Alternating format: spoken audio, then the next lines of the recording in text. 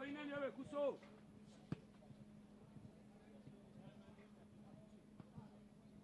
Ez a jó!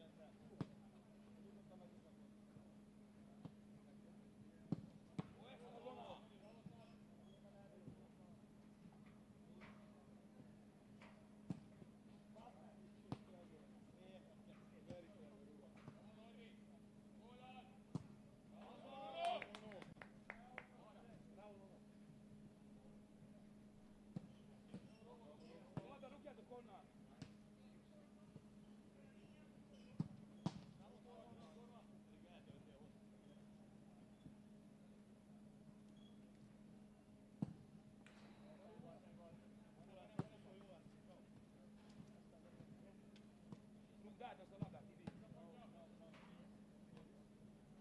Ide! Ott az! Így, gyerünk, oldal! Hadd be, Tibi! Bravo, hosszú vannak! Jöjjetek fel! Bravo, Dani, jó erre meg!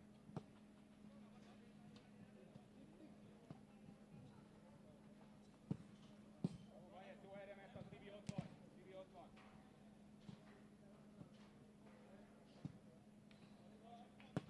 Indulj meg most már a felpasszál!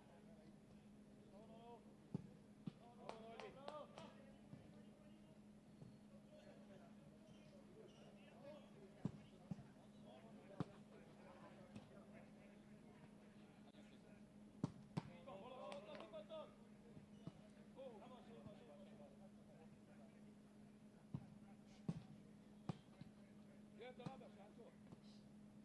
Ahó! Kettő is van. Szabad!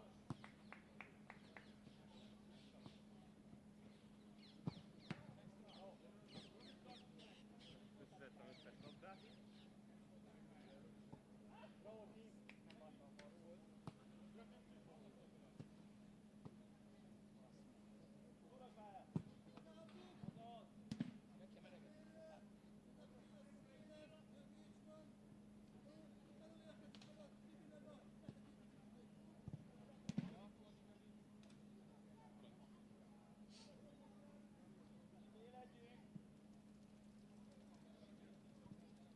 Nagyon hallgat vagyok.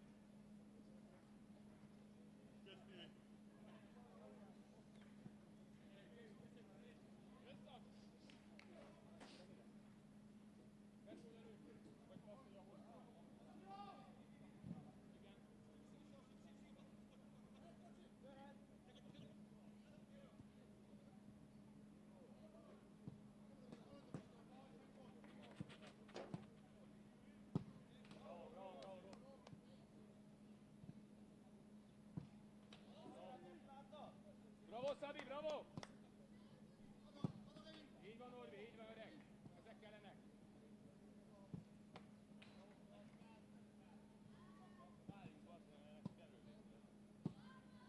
Bravo, Uzi!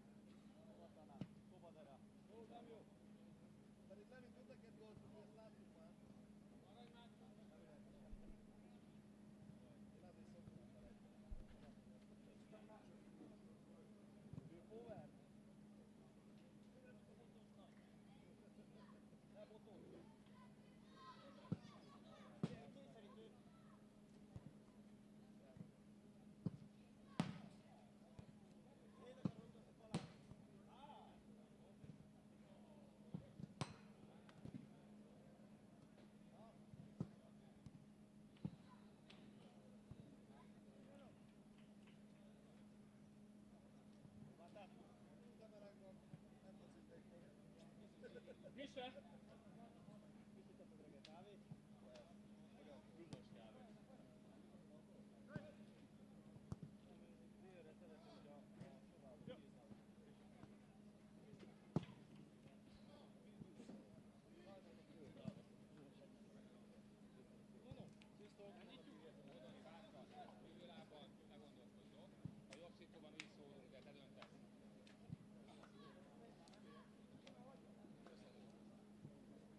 Valakinek úgy belegte a varét, nagyon fontos.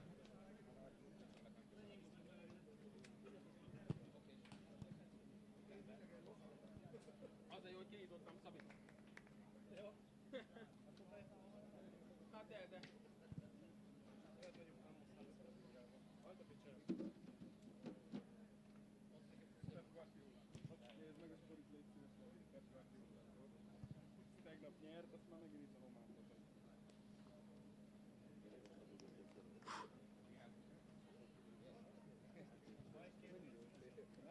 Dopingszobában nem fogunk meg ezzel, nem? Megbeszéljem vele?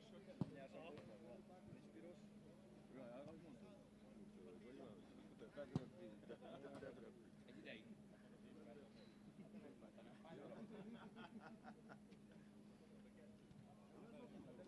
De.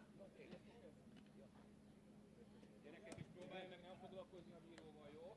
Most mert sok energiát elvisz. Megbeszélem vele mindjárt. Sok energiát elvisz, gyerekek. Beszédlét, Szocsi. Gyere vissza, Levi, ne tedd le, azért mi magasabb vagy, Levi. Ide fogom elölteni a kurva életbe gólt! Orvika! Ez vidd el! Vidd el a faszomba, az olyan, mint a kő, geci. Mint a kő. Mit tud nyitni? Vagy izé, a Rudolf Gerébe, tudod? Tibi Rudolf Gerébe. De hogy hallod, ezért csak kimutatni így a vasmat. Sipcsontvédő? Mindenki van sipcsontvédő? Rokko? Van mindenkinek sipje? Milyen színű? Milyen van? Igen. Milyen színű? Sporin nincsen. Sporin nincsen. Szalag. Nem mered. Nem ilyen.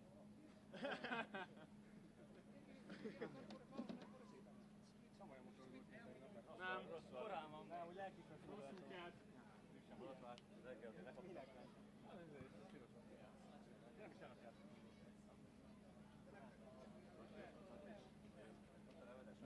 Nekik egy valami nagyon fontos, hogy amit tegnap előtt csináltunk, az ma nem jutunk tovább, akkor szar se ér. Úgyhogy kurvára tudják. Tényleg az lesz a kulcs, meleg van, szar az idő. Ha úgy érzed, nem érsz oda sehova, lecsúszol, lekésel, inkább gyere le és menni vissza pihenni, jó? Ne az legyen, hogy nem érünk oda, lemaradunk egy lépést. Jó gyerekek, gyere Szacsi! Nincsen tegnap, nincsen holnap, csak ma van gyerekek, csak ez a meccs van. Ne gondolkozz tovább.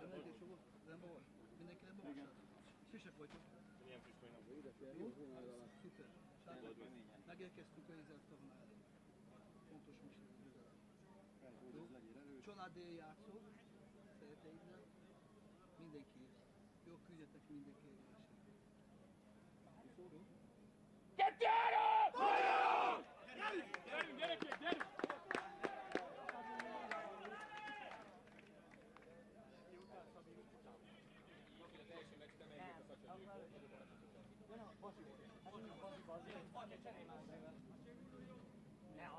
Nem, jó itt a patyász, jó itt.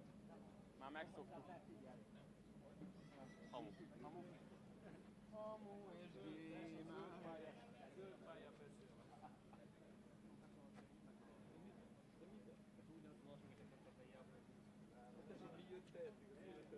Jó volt, amiről így paprikás kúpis.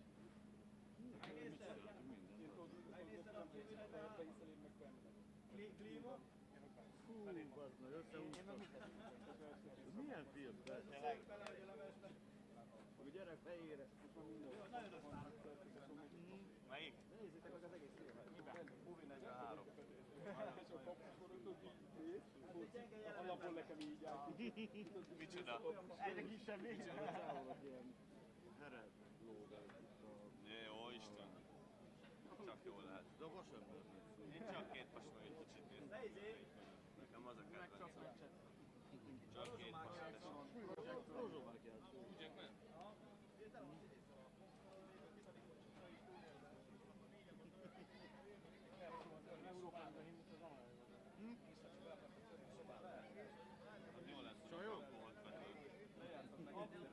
Szétverted, hogy...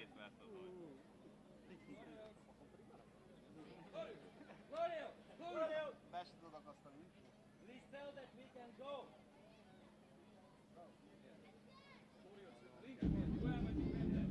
So we can. Ladies and gentlemen, please welcome to the pitch for the first game of the day, Hungary and Argentina.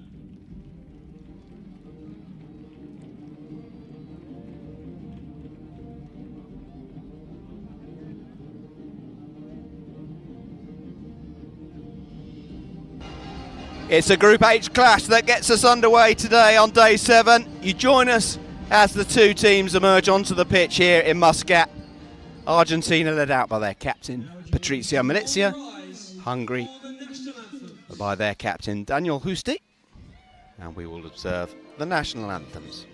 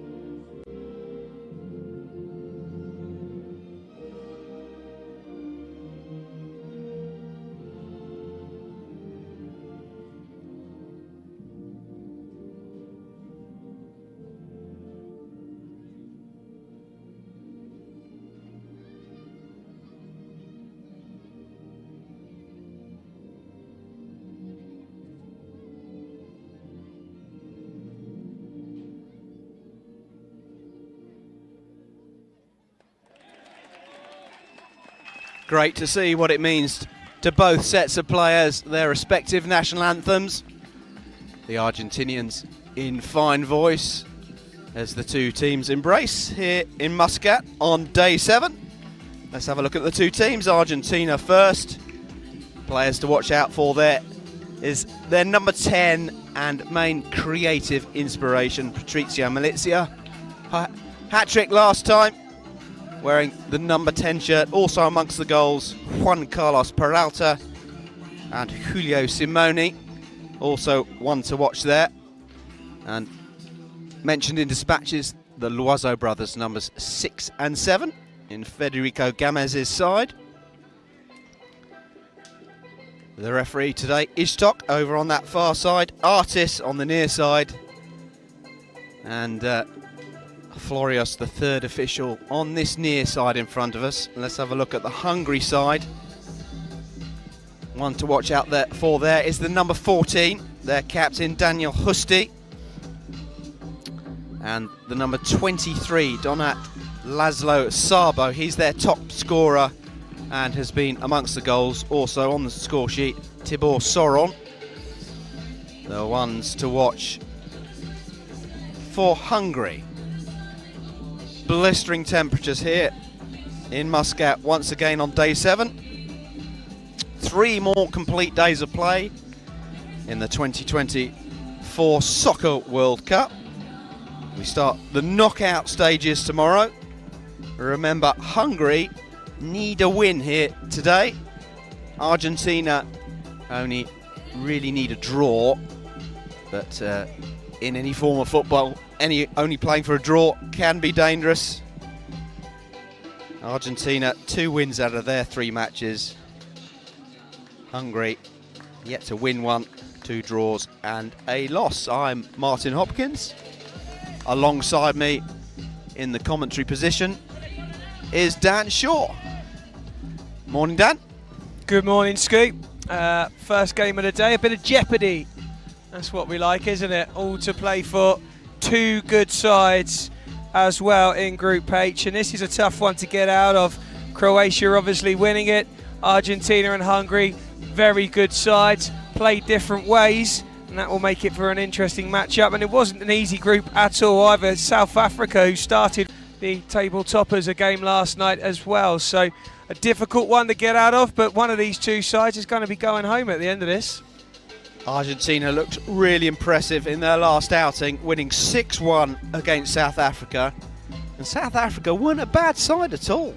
That's right. I mean, most of that South African side are Premier League players in their own countries, or at least were Premier League players in their own countries, so plenty of pedigree. And they moved the ball quickly. They had a lot of flair in their side, a lot of pace. They fell apart a little at times, South Africa, but in the first game people looked at them and said, well, you know what, this is a decent side, they might themselves qualify here, and that made things even spicier in this group. But as it was, it kind of fizzled away over time, South Africa, and the cream rising to the top with Hungary and Argentina now having to do battle, and of course Croatia topping the group, who at times are marvellous, although they themselves haven't yet got going to top the group with these kind of sides in it.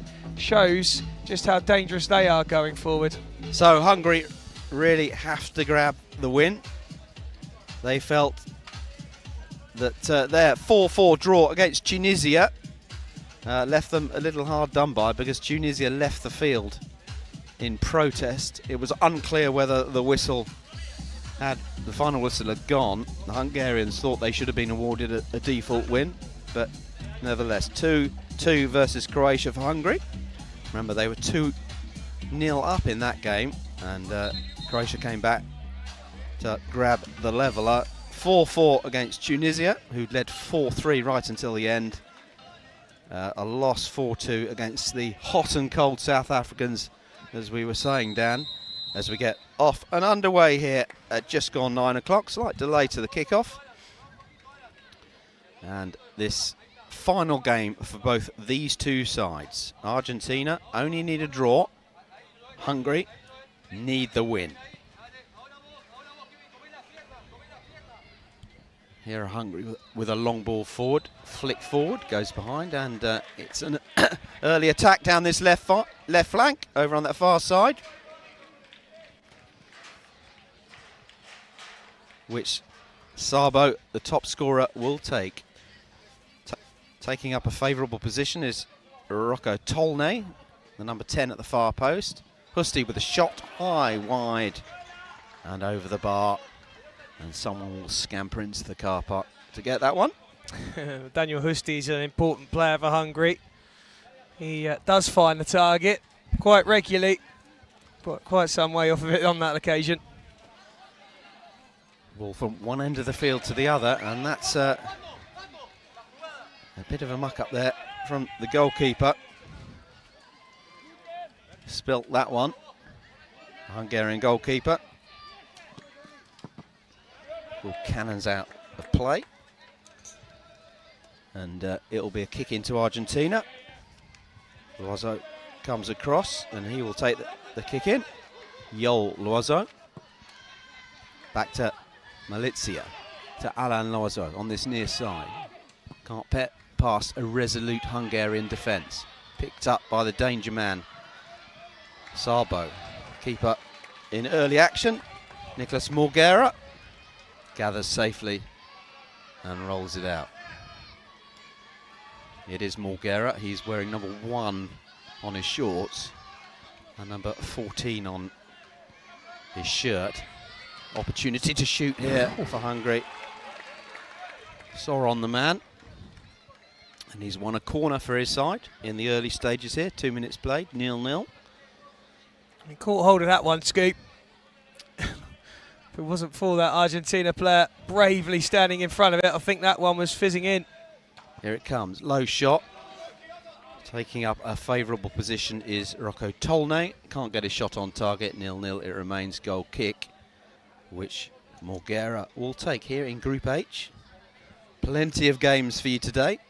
On the last day of the knockout stages, of the group stages of the 2024 Socca World Cup, here's Malizia. Oh, that's a lovely ball. Oh, the intent was beautiful. Didn't quite find his opposite number over there on the far side, Mirabelli. Lovely player, Malizia. And there he is in the action again. The two number 10s up against each other. Good strength from Malizia, Scoop. Nice guy as well, Malizia. Has the honour of wearing the number 10 shirt for Argentina. Yeah, it doesn't get much better than that, does it? Might weigh heavily on some, not him. You can't be a bad player and wear that shirt. There's Malizia again with Tolnay. Those two enjoying a robust battle so far. Yeah, Malizia happy to get stuck in and put himself about, isn't he, early on? Here it comes to this near side. Some promise in this attack for Hungary. The referee blows though. And it's a free kick, which Loiseau, hands on hips, will take. Yol Loiseau, the number 6. His brother Alan, the number 7. To Morgera. Most of these Argentinian players are European based. In fact, oh, and there's a bit of afters there. Is that a challenge between Tolnay and Alan Loiseau? Loiseau goes down right in front of the Argentinian bench. Florios, the official on this near side, is called into action. And Artis, the referee on this near side, having a word with the Hungarian number 9, who exits the field. I think he was quite keen to get off as quickly as he could there, Tibor Sodon, because I wondered if he thought he might be in trouble. He has got some pedigree, that Soron, Scoop. Played in the top tier of the Hungarian league. 11 aside. Well, that's why he looks a good player then. Yeah, there's a few in there. Varga, another top division player, and Hussi played in the 2nd division of Hungary. And just up the other end of the field, there's another Argentinian player down. Just in front of the school children opposite. Do you know what, Scoop? They've been brilliant, the kids, when they've been in the grounds in the morning. Come out and brave the sunshine and the heat. And I feel like this is the hottest time of the day out here in Oman. It's right early on in the morning. It's even hotter than it is in the middle of the day, although that's when we take the break. I agree with you. The kids. I mean, the temperature we're given is sort of 23 or something, but it feels that a whole lot more. Substitution for Argentina. Peralta will come on. School children crank up the volume. Play resumes. Here's Loiseau to Morgera. Long ball upfield from one end of the field to the other. Don't forget, coming up after this game, it's England in action against the Kazakhs, the reigning world champions. And the ball's played forward by Hungary. I've got a question for you, Dan. You were articulating the depth of experience of some of these Hungarian players and how they've played in the professional game.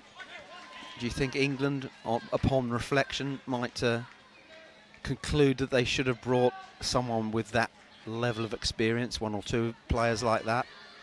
I think there's got to be a case for it. Here's Malizia, strong run forward. Interception, though, from Hungary. illegally, says the referee over there on the far side. Free kick. Yeah, you'd imagine there'd be some kind of interest, wouldn't you, from England players? It'd be lovely to see an ex-pro or two in the England ranks.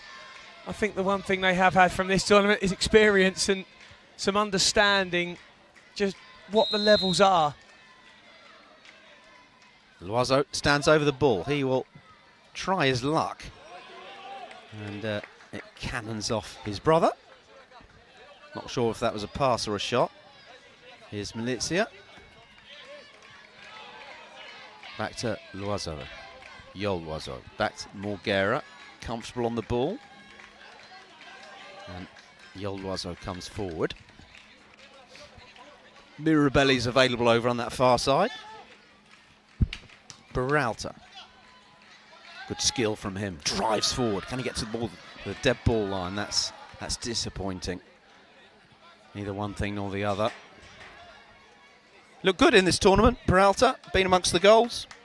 The wide man. Yep. Young lad as well, Scoop. 2003. 21. Unbelievable. Doesn't even sound as though you could be that old, born in 2003. Here come Hungary, bringing the ball onto his right foot. It's the number 11, Nadimov. Oh. Things might open up here, though, for Argentina and Loiseau. Mirabelli wants it. Peralta's there as well. Back to the keeper. High ball forward, and Argentina have given the ball back to the opposition, 0-0. We've played 9 minutes, and neither side have managed to fashion a real opportunity that you would say should have been taken. No, that's right. It's been a well-contested game, and you can see there doesn't appear to be a great deal between the two. It might even be who gets the first goal wins this one.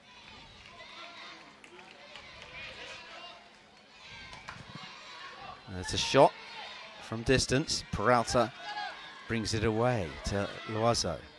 To Milizia. Rolls his foot over the ball. Cannons off a defender. Goes behind. It's going to be a corner. Rash of substitutions from the red shirts of Hungary. Soron back on. Hopefully, hoping the referee won't notice him for his previous infringement. There's a shot. Oh, it's bobbling around. Keeper hasn't got it. It's cleared. Dangerous moments in the Hungarian defence there. Well, I haven't stopped saying it all tournament, Scoop. The place to be in soccer is right on that back post, and that's why it's the real hot spot for goals. Hungary got away with it there. From Morguera. Look so good at the ball at their feet, the Argentinians. Yeah, they move it nicely, don't they? It's quick. Such a great footballing culture, the South Americans. A country of 45 million people. 2/3 of which, I learnt yesterday, originally came from Italy. Names like Messi are Italian in origin, of course, and Maurizia, to name but two. Mirabelli. Forward it comes for Hungary. They might follow it in here, and it's a goal! Hungary have made the breakthrough. Goalkeeper didn't deal with it convincingly. And it's the Hungarians who need to win, remember. And it's their top scorer once again, Donat Szabo. It's Argentina 0, Hungary 1. Good stuff from Hungary. Forced it through really past the keeper. And that will settle a few nerves. And as it stands then, Scoop, Hungary on their way through. First blood to the red shirts of Hungary. It was the velocity of the shot that caught the keeper out. Yeah, just did for him. Just did for him, Scoop. He tried to make himself big. He was there, he was on the post, but as you say, just a little bit too much sauce behind it. Oh, there's a card, a red card, Scoop, off the ball. Oh my goodness. And it's Peralta, who has been shown a red card for Argentina. We were looking up the other end of the field. The referee had no hesitation. Well, they'll definitely look at this on the VAR. Ishtok, the referee, over on that far side. Plenty of action round the RVAS system. Well, I tell you what, Scoop, it's so much riding on this game. And that decision. Well, they're going to come over and have a look, but I'd be surprised if it gets overturned because the referee was absolutely certain at the other end, immediately blew his whistle and showed the card, and there didn't really appear to be too much complaint from the Argentinian. Let's have a look. So you're right. You can see the video screen, just looking at the two players.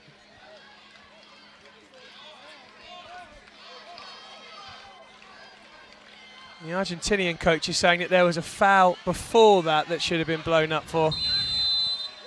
I don't think that's going to matter. Violent conduct is violent conduct, whether there was a foul or not. Well, now we've played now 13 minutes. The breakthrough came for Hungary on 11. Donat Sabo gave the Hungarians the lead, and then almost in an instant, that was the first blow to the Hungarians, and then as Milizia presses down that far side, that was blow enough. Plenty of time for the Argentinians to get back into the game, but then Peralta pressed the self-destruct button, and Argentina are reduced in numbers almost immediately after conceding, and it's going to be really, really hard for them now. It's difficult to see a way back for them into this game, and it spoiled the contest. Well, listen, Scoop, Hungary had a man sent off yesterday after 10 minutes and won the game. So it's not necessarily over, but it gives them a real uphill battle, particularly in these kind of temperatures, and Hungary have a lot of know-how in this format. Keep the ball. And that is what they'll do, Scoop. They are a side who know how to play the game. It's another shot from Hungary. Enjoying, as you would expect, the possession. This time it's over on that far side, takes a deflection. Tolnay the man. Well, the referees are busy here.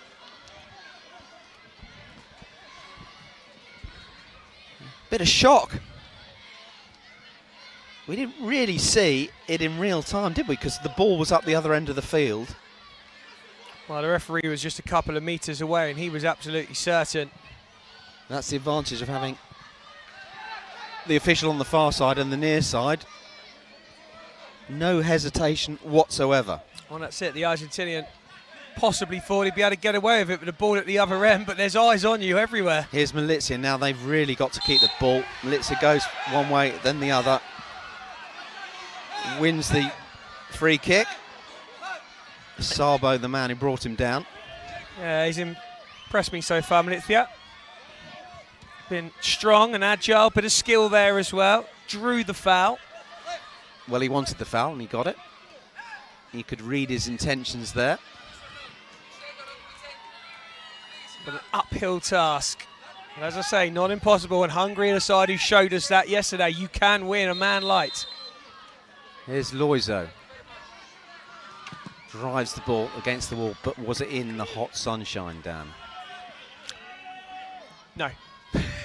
Simply put, no. A little early in the afternoon. Still some heat and some sunlight. Oh, it almost snuck in there for Loizo. And that post.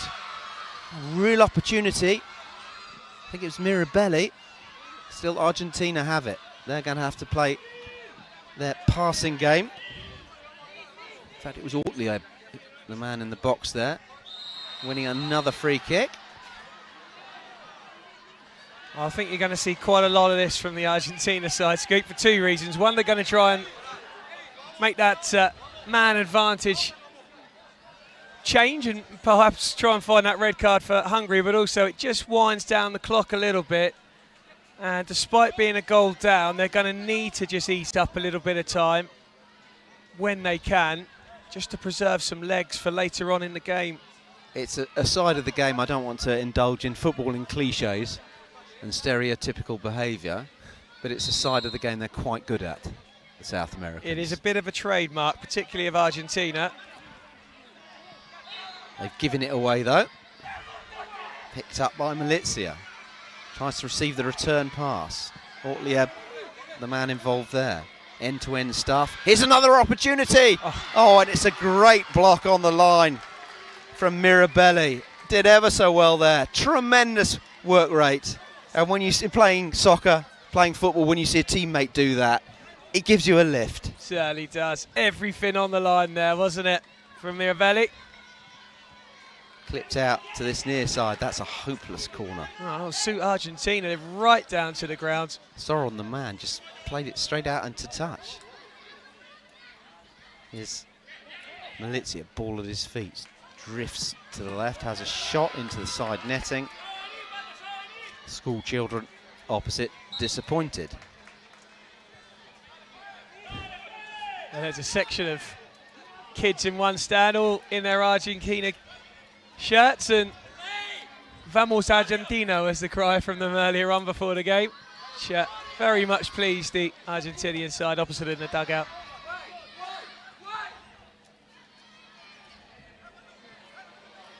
Yeah, this is what Hungary need to do, keep the ball. And they haven't really done that since Peralta was sent off. There's Mirabelli. Milizia, seen an awful lot of the ball. Still trying to orchestrate things and advance it into the penalty area. Goes behind, goal kick, Hungary. Yeah, you're right though, Scoop. They haven't really made Argentina work with that extra man. And interestingly, yesterday, after being a man down, they were able to find a shape and a way of playing, and it's gone the other way, and they haven't had a way of playing. They need to try and break Argentina down, and letting Argentina have too much of the ball, get them running around in the sunshine, grind them down, and then finish them off later on. You think if you were to pick a team that were to be reduced in numbers and capable of winning with a man down, it would be Argentina. Well, I mean, look, they've shown us some good signs so far. Not good there, though. One back with great industry. Argentina is the call from the school children opposite. Here's Varga bringing onto his left foot.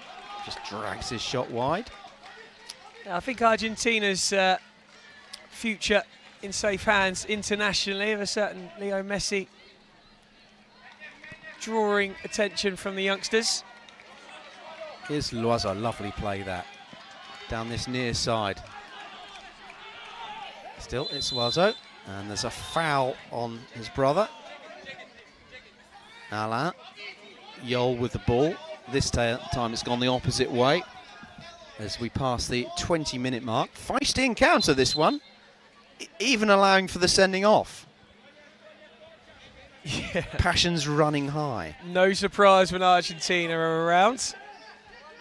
Officials have their work cut out. Certainly do. Busy one for them at 9 o'clock in the morning. No doubt they will have been hoping for a calm, easy start. Not to be. Here are Hungary with Petric. So Varga. Still, it's the Hungarians have it. There's a shot straight at the goalkeeper. Loros Torma, the man who had the shot, gathered gratefully by Morgera. Oh, complete air shot there from Loiseau. You don't see that often. Yeah, that's an interesting one. That it actually worked out fine, because if he tried to pass it, he might have lost possession in the key area. Instead, it's safe out in the dead area of the pitch. Nagy to Nadimov.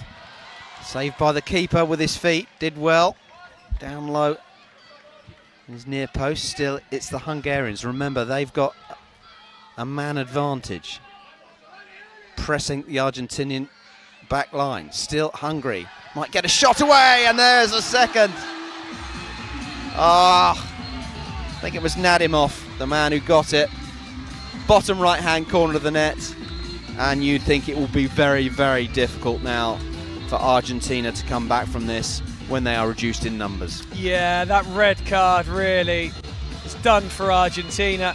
They've still had plenty of possession, but one thing about Hungary is that they are, if not the most, then one of the most clinical in front of goal. They really do take their chances, Hungary.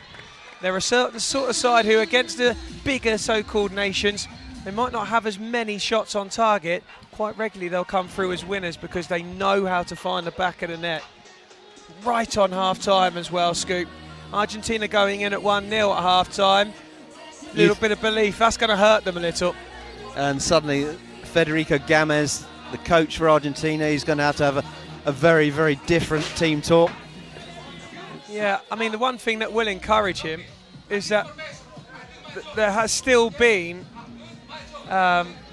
you know, plenty of possession for the Argentinians. They have still been able to find a way to goal, but the longer this game goes on, the more tired those legs are going to get. And Hungary, you'd feel, are a side who can just tap it around. They didn't show that, mind you, in the first half. A side who can tap it around and wear Argentina down. If they do that and keep hold of the ball in this second half, then they'll have no problems at all. But it looks a mammoth task for Argentina. We just saw those stats a few moments ago. Just the one shot on target for Argentina, 7 for Hungary. As we just take a look through some of those opportunities during this game. Well, I think we might just take a breather, Dan, and we'll be back in a few moments. It's Argentina 0, Hungary 2.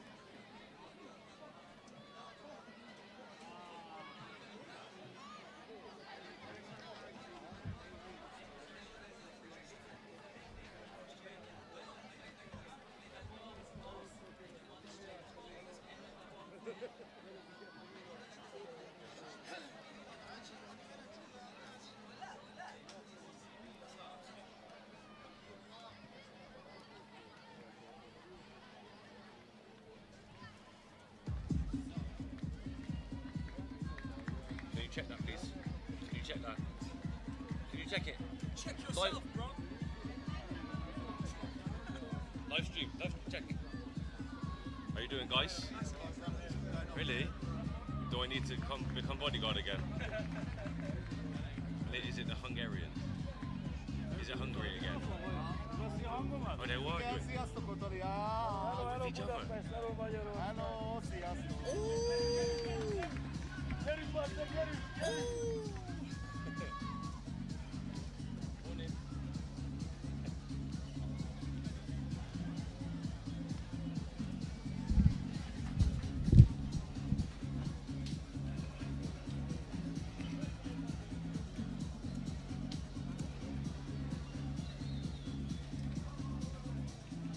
Welcome back to the second half, where in this Group H clash it is Argentina 0, Hungary 2, and it is a fiery encounter. Peralta sent off for the Argentinians, so they've got 5 men, and that sending off came almost immediately after conceding the first goal. It looked like it was going to be just the 1-goal deficit until half-time, and then right on half-time there was a second goal. Sabo and Nadimov, the men for Hungary, amongst the goals, and it's a lively encounter for the first kick-off of the day. And it's Argentina who have the ball, attacking the goal away to our right. Out comes the goalkeeper, sliding it forward. Loiseau, the intended target, and it drifts out of play here on the near side. Well, Dan, who is alongside me, I'm Martin Hopkins. Dan Shaw alongside to my left. If we are hoping for an easy encounter to start the day, we've been disappointed. Fiery stuff. Yeah, we've certainly had an early morning wake-up call from these two sides. Tolnay, the man in possession, flicked away from Soron. It is Tolnay who will take the corner. Further down the line, Petric, who receives it. Husty, their captain. Good move this. Worked out to the far side, good low cross. Intercepted by Argentina. Ortlieb turns. Plays it back to his keeper. And it's Mulgera who comes up to the centre circle. I wonder if we can see more of him further up the field, seeking to join in the play. And here is an opportunity for Hungary down the left-hand side. And it's Tolnay from a decent angle on the left-hand side of the penalty area. After 1.5 minutes of the second half, you'd think that is it. It's 3-0 Hungary. Yeah, well, credit to Hungary. It's beautifully worked. Just opening Argentina up. That pass there out wide. Just too many red shirts forward for Argentina to mark at once. They found some space and they punished them. That's more like it when you've got that extra man advantage and you feel it will be a very, very long way back and a tough second half for Argentina. You can see now just in those few passages of play that they've managed to up the tempo and then moving themselves and the ball around and stretching Argentina. And here is another opportunity, and it's a fourth, and it's Tibor Soron, the number 9, and we are fearing the worst here for Argentina. Capitulation now, Scoop, isn't it? And I just said it a moment ago, they seem to have found the way. They didn't have an organisation about them from the first red card. They didn't play the way I expected them to do and make Argentina work with just 4 bodies outfield. But they have done that in the second half. I think that would have been the conversation at half-time for Hungary. Let's start making them work. Let's start using that extra man, the extra space. And they've done that with aplomb in the first few minutes of the second 20. They hadn't really done it in that first period, had they? Which the sending off came on 11, I think it was, and they hadn't really done that, but they have now in this second half. Hungarian player goes down. And as a contest, it's a little bit disappointing because Argentina are clearly one of the better sides in the competition, but it's such an obvious thing to say the sending off has changed the whole complexion of the game. Yeah, well, look, I mean, Peralta, if he is going to be the reason that Argentina crash out of this group. Argentina now losing their discipline. Mirabelli catching his opponent there. Sorry, Dan. Yeah, there's going to be quite a few apologies going to have to be made by Peralta. He might not be too popular on that plane home if that red card is the reason that Argentina aren't going to make it. You never know now, will you, how it would have settled up with a level playing field. But it just gave the side so much work to do. There's another driven shot. Oh, that was painful. Straight into Mirabelli. Took it on the lower back. That must have hurt. Good defensive work from him. He's gone down. I think he's winded. Straight in the Mirabelli, was it? Scoop, Yeah, that it one? was straight in the Mirabelli. Ishtok, the official, comes across. Mr. Artis holds the ball on this near side. And it is Florios, the third official, who's probably been the busiest. Did you manage to catch the post-match of Greece last night, Scoop? Was that where you had a chat on the field?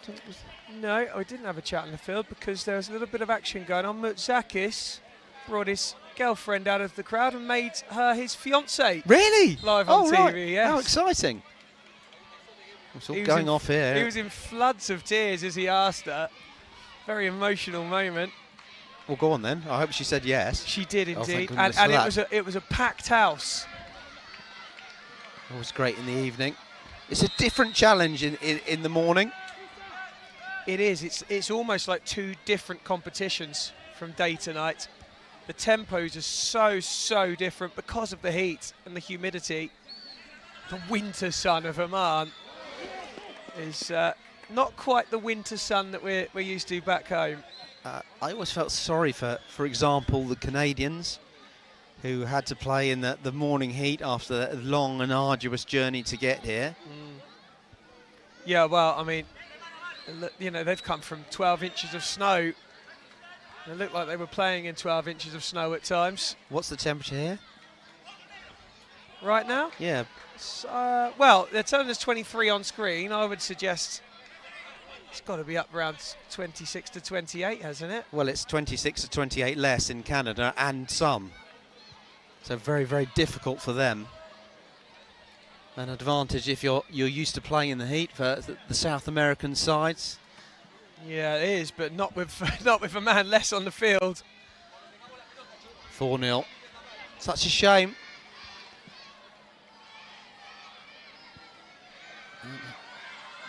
Here's an opportunity, though, for Argentina. Can they make the most of it? There's Malizia over the halfway line. Has he kicked out at an opponent? I hope he hasn't. I don't think there was any intent there. We might get the benefit of a replay on it in just a moment. Voros Torma, the man who is down. What we don't want is this game completely ruined as a spectacle by further indiscipline. The Argentinian bench away to our right. Animated discussions there. Florios, the third referee on this near side, earning his corn. Well, we didn't expect this, did we? Well, I didn't. Well, it's hard to expect anything when there's an early red card. I expected actually this scoreline to possibly be that at half-time, so Argentina, to their credit, did well up to the break. Hungary gathered their thoughts and worked out what to do with this extra man, as they're doing now. And it doesn't look like there's any controversy about the sending off. No, as I said at the time, no complaints from anybody, which is very rare. You usually get the coaches up in arms over everything, but virtually every Argentinian was in agreement, it would seem. Such a key part of the game. Now we've said, you know, who amongst the favourites. You know, Poland, Germany, although they lost. And it's the key moments like that can undo everything, can undo the whole tournament. Ball clipped over to the far side. It's a nice chest down and a decent effort. Hungary, and another one. Keeper called into action. No, well, you're right there, Scoot. I mean, that's not just going to be a game that loses them the match. That's going to be a game that dumps them out of the World Cup, or a red card, sorry, that dumps them out of the World Cup. So, key moments, as you say, massive. Even sin bins are key moments quite often. And the corner's whipped in. And Argentina get a bit of respite. It's a goal kick. Really nice work though from the corner. One off the training ground, that one. Now we have three active referees in soccer, one on the far side, one on the near side, and one on the touchline. And the touchline official in this game, Florios, is deep in discussion with Federico Gamez, the Argentinian coach. He's really having his work cut out there, and that's a fifth. Oh, right in front of us, the keeper caught out. Fiscal it is from inside his own half. Well, a 40-yarder, 5-0. They have to go for it, Argentina. They know that the time's running out. They know they're behind, and unfortunately, it leaves you susceptible. See it there, just an empty net. First time touching, and you can't help but feel a little sorry for Argentina. But on the flip side of that, they've done it to themselves.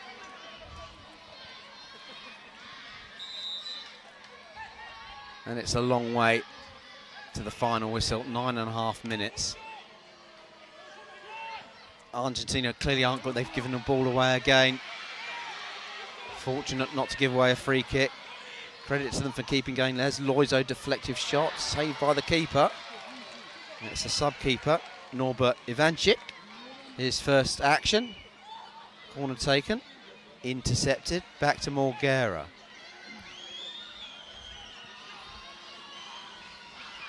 Loizo, claims that he got an elbow there. Goes down. We heard that, clutching his mouth. The Argentina coach is asking to check it. Now, you can actually get a yellow card for simulation. So if they want to check it, well, there is a yellow card without the check. I don't know. I wonder if they are going to just double check on screen. There didn't seem to be too much contact. No. Might have that wrong. There's substitutions for Argentina. Well, I think it's going to come up on our screen shortly because it's going to be checked. So nothing's going to go ahead until that point. Even though the Argentinians look ready to take the free kick, they aren't ready just yet. And it looks to me like it's going to remain a yellow. Now, the Argentina player is showing that he's got a bloodied mouth. But that doesn't mean he's elbowed him just because he's bleeding, does it? No, and I must admit I couldn't see any claret, but not to say there wasn't some. There's the shot. I must admit, in this position, Dan, Argentina are not going to win, obviously. There's no point in them going for it. They don't want to be hammered, do they? That will be not befitting a nation of their status because they've been a good side. Mirabelli goes down. The officials have had their work cut out this morning. Yeah, it's been a feisty one, hasn't it? There have been games that have fizzled out a little bit, and despite the man advantage and the scoreline, this one hasn't. Good throw out there from Hungary. Soron makes a decent run into the box. 2-2 for them in their first game against Croatia. Remember, they took a 2-goal lead there. Croatia did ever so well to claw them back. Then it was 4-4 against Tunisia. That was another controversial one, Dan. That was an action-packed game. Hungary were 4-3 down. Then an opposition player was sent off for time wasting. Disinbind, rather. Well, it would seem that if Hungary are playing, you know you're getting a good game. Here's the keeper advancing forward. Decent this. To this near side. Low cross. Great work from the goalkeeper, Morgera. Aided by Mirabelli on this near side. Keeper goes back to his goal. There's a long clearance upfield. Is the keeper going to be caught out? No, he might have been if the shot had been accurate. He might be a busy boy, the Argentina keeper now. So a couple of draws for Hungary in their first two games. Then they lost to South Africa. I think you used a phrase, Dan, that resonated with me about South Africa. Did you say they lost their... They beat South Africa. Hungary. Oh. And we have a Hungarian player down. Clutching his face. Well, it's another one they'll look at on the monitors. 5.5 minutes left for play here at the 2024 Soccer World Cup in Group H. Yellow. Chabo, the man. Yeah, so a win and 2 draws for Hungary. They were on 5 points. They needed the win. Argentina, coming into this game, were on 6. So a draw would have been enough for them. There was no need for the Argentinians to... And that's it, you know, and it's completely off the ball. It's early in the game. It's 0-0. Why would you run the risk? Complete head loss. Bit of respite for Argentina as the sun goes in. And there's another one. And it's Voros Torma. And it's turning into a rout. It's now 6. It's much better from Hungary. And you want to talk about discipline, mental discipline. Argentina lacking it. And that led to that red card. And that's one thing that Hungary always have, that mental discipline to stay, to plan, and play the game the right way. And they've shown bags of it in the second half. Decent side, Hungary, strong side. 2 draws, 2 wins for them. Once again, the officials called into the action. Just under 4 minutes left for play, and tell us what's coming next, Dan. England with the small matter of back-to-back European champions and current world champions Kazakhstan. Kazakhstan, at the moment, are not going through. If they win, they're still not necessarily through. They need to thump England to make sure they finish in the top 2. So England have it all to do this morning. They're just in search of national pride. Free kick Argentina, looking for a consolation. Malizia standing over the ball. Loiseau also there. There's Malizia. Loiseau strikes it. Saved by the keeper, who took up a position in the wall, which is rather unconventional, but that was an effective tactic. Yeah, some of the keepers like to come almost right to the edge of their penalty area for free kicks like that. Narrow that angle right down.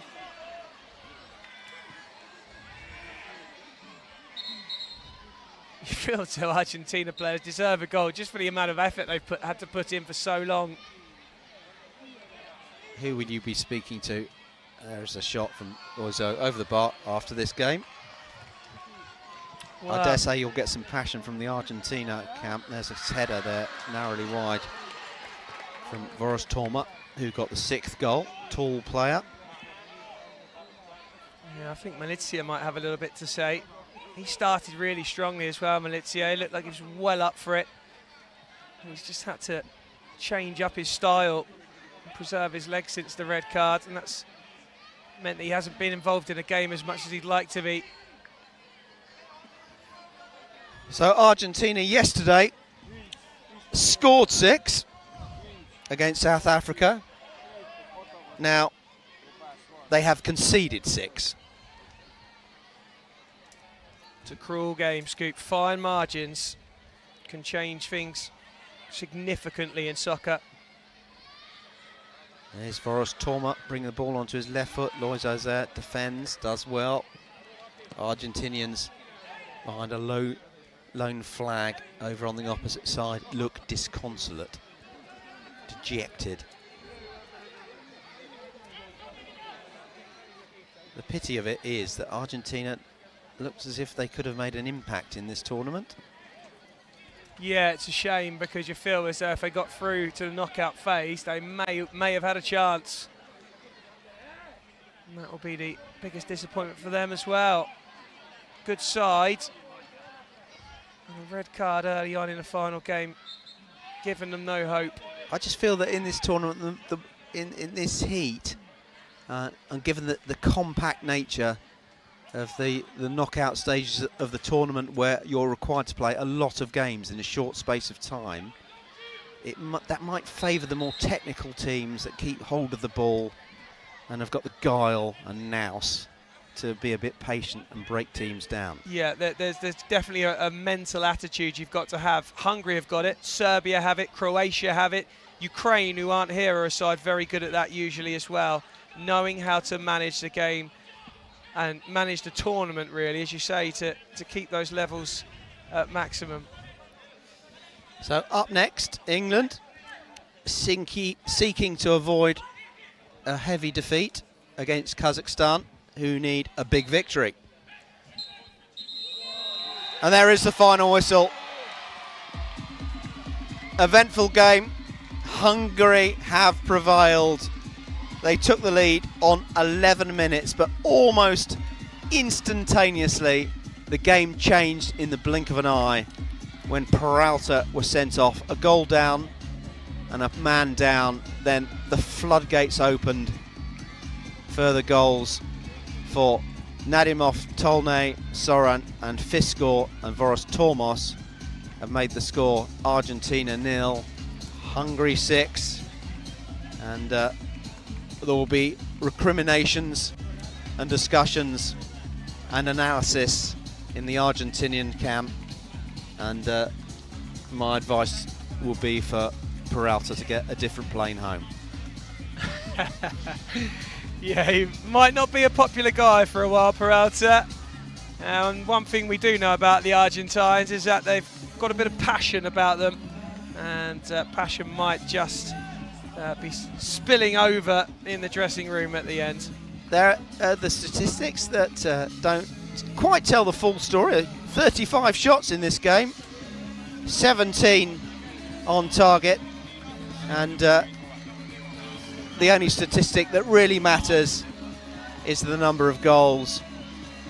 And right at the bottom of the left-hand column, that really significant number, 1 red card, which has influenced the whole game. And we'll now have a look back at some of the key moments. I wonder if the director will give us the sending off, because it was an off-the-ball infringement.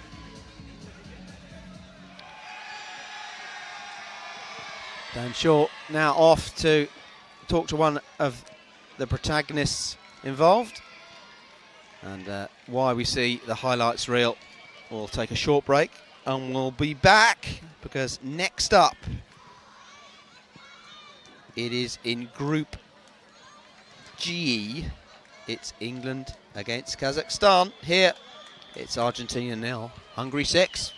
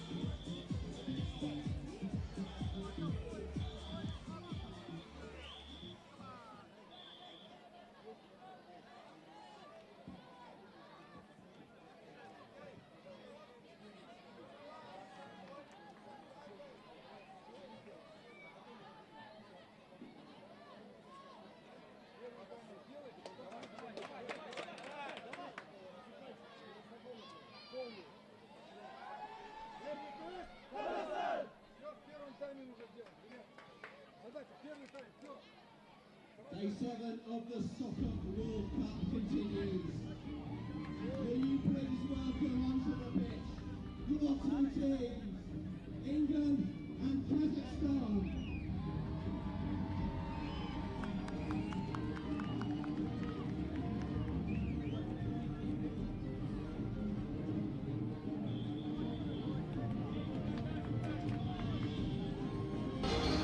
Good morning to you from Muscat in Oman for the 2024 Socca World Cup as England bow out of the tournament with a final showdown against the current world champions and two-time back-to-back Euro winners, Kazakhstan. No jeopardy for the England side this morning. They sit rock bottom of the five-team group after a brutal lesson in international soccer during the last week. A tough 40 minutes ahead for England. Can they pull off an upset and finish the tournament with a win? A question that will be answered shortly. First though, national anthems.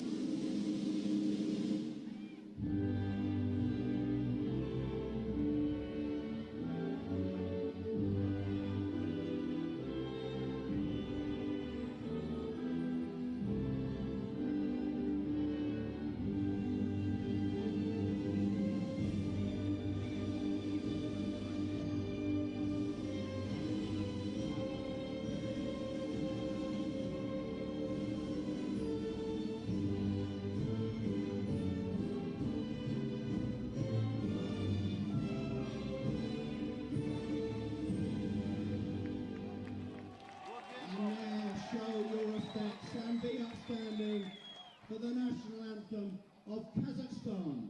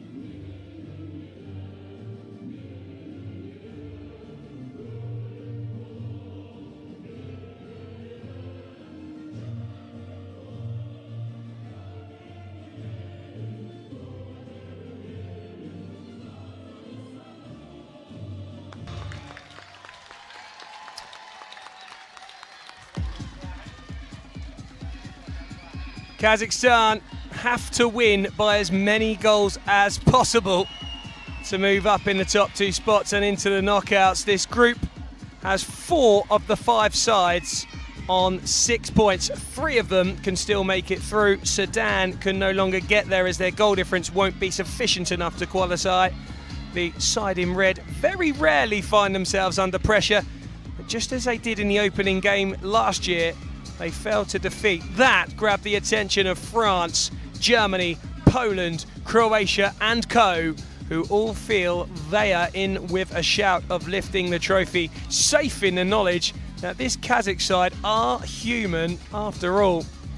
England arrived with high hopes, but those hopes have been dashed. They had the win knocked out of them in the opener after dominating the game against Sudan and were sucker punched, defeated by a 1-0. There's your 3 referees for this morning's game. It's 10 o'clock here. Ibrahim Al-Farsi of Oman, Adin Hazic of Croatia, and Kostas Koutsianis of Greece will take us through proceedings, and it doesn't get any easier for England as they face world champions Kazakhstan. Now, Kazakhstan have not been the side that we've seen in last year's World Cup in Essen, Germany. They're not the side that we saw in the last Euro Cup in Chisinau, Moldova. And because they haven't been so good, people are beginning to write Kazakhstan off, but they're the champions of the Euros. They won it recently. They're the champions of the world. They won it last year, and they've won each game since the opening defeat. So surely, Scoop, this Kazakh side are still a side to reckon with, and they are a massive test for England this morning. Absolutely. Morning, Dan. And it's a team game. Don't forget, it's not about individuals. It's how you play cohesively as a unit. Kazakhstan demonstrated that in the World Championships last season, and they've shown what a good spirit they have about the place. They have a clear plan, their substitutions, they've got a clear idea of what they're going to do, and they've got good character because they took their time to get the breakthrough in the last two games, and they brought on their rush goalkeeper and went for it and prevailed. All to play for. Well, the sun tucks behind the clouds, and that might just help the England side a little. Kazakhstan off to a blistering start, and there's a chance early on, scrambled away by the men in white.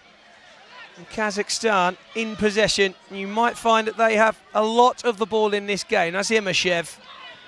Rolls it back to the halfway line, onto the left-hand side for Zengzhalov.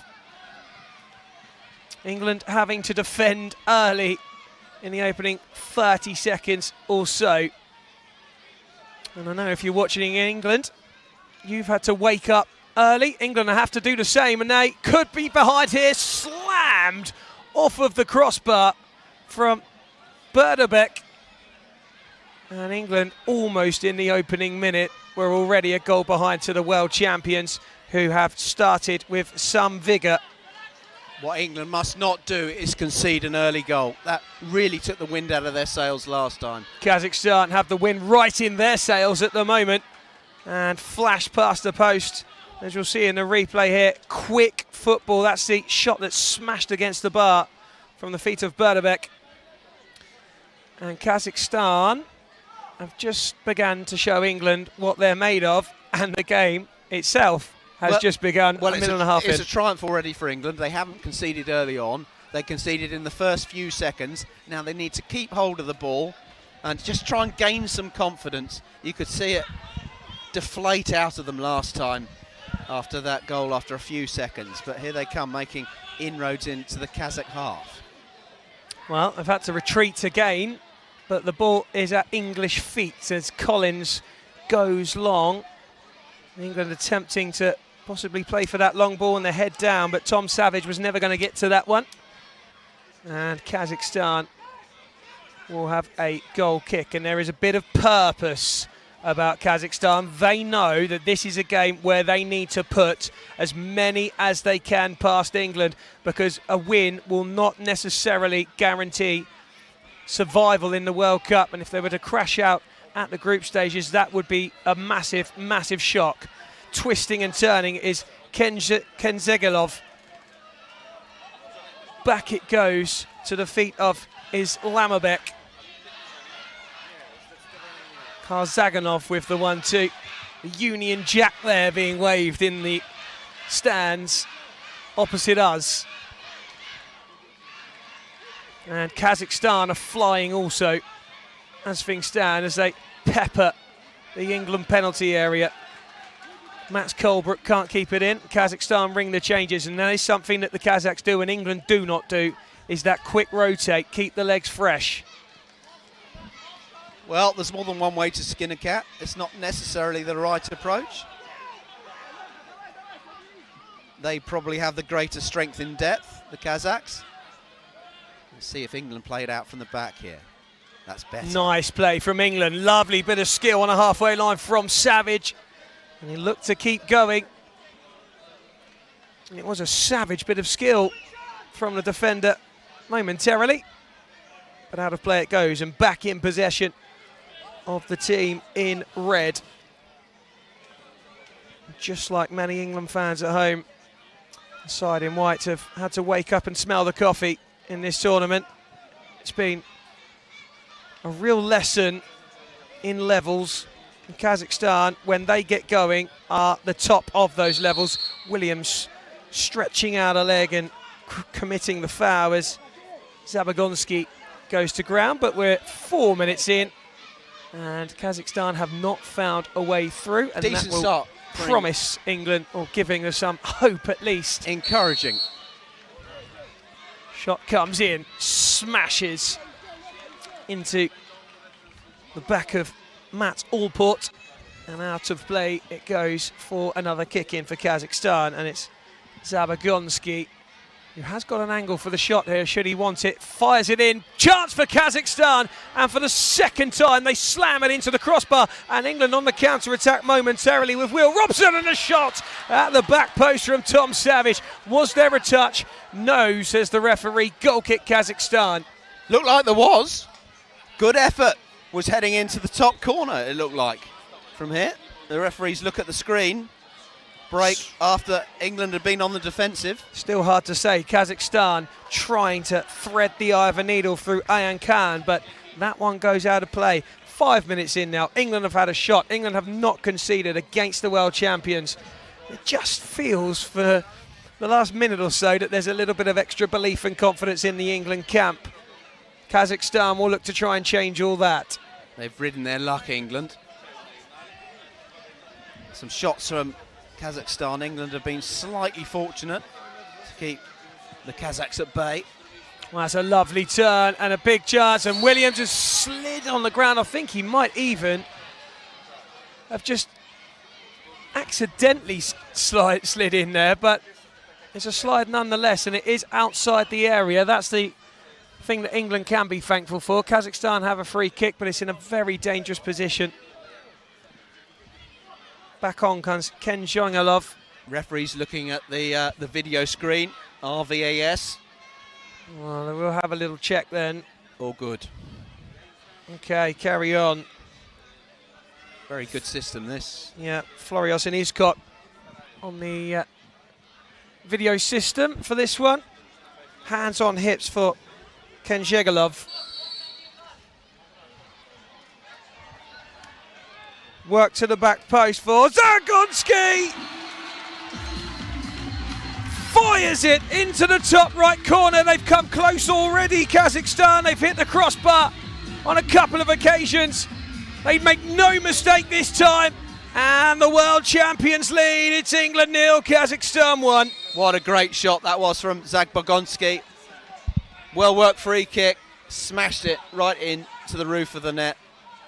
That shows why the Kazakhs are world champions. Yeah, top bins from the top side in soccer. England behind and losing possession on the halfway line. Tenacious from Will Robson, though. And a clearance away from Max Colebrook, who sneers at his players around him.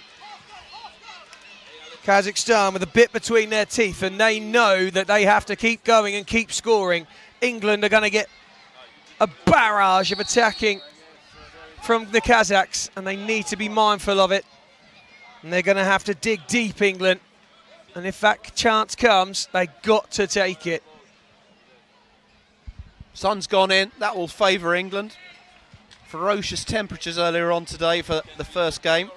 Argentina, Hungary. The heat has abated,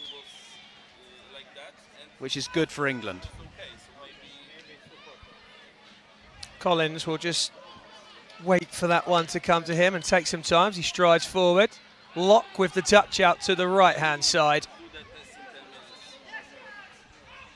That's Tom Savage. Williams for England loses possession. Kazakhstan with the ball, but England back in numbers, surrounding and harrying the men in red. And they've done that better so far as well, England. Yeah, against Romania last time. Closing down was an issue. Too much time too much space afforded to the opposition. Well, that's a lovely bursting run down the left-hand side from the number 9, Yez Melazov, and he is someone who has been there and done it. In a Kazakh shirt, and he's lifted the lot. Fully decorated at soccer level. So he takes a seat on the bench. Corner for the Kazakhs. Zargaganov scoops to the back post. Contact isn't bad at the back, but England have blocked it and got it away. And 9 minutes in, England trail by a single goal to nil. Kazakhstan have been very much on top and in control, but there's no surprise there. They very rarely are behind against any side or put under pressure. They spend much of their time in the opposition half. That's good work from Locke, who never gives up. Always looking to steal away, and when England are in possession, he always wants that ball. He's offering up. He's a big, strong presence up top, and he certainly won't give up the fight. And England's only scorer in the tournament so far. Calm from the Kazakhs, and Alexander will stroll forward. Now, he does like a pop now and again, the keeper.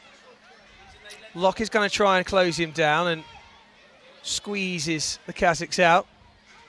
And they found a little bit of joy on the left-hand side. Into the area it goes. England clear away.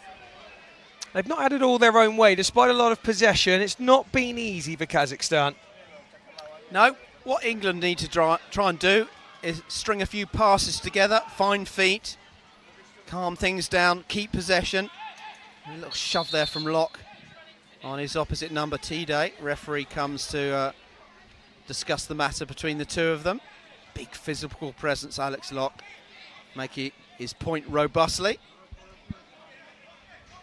No nonsense, the soccer referees. Full command.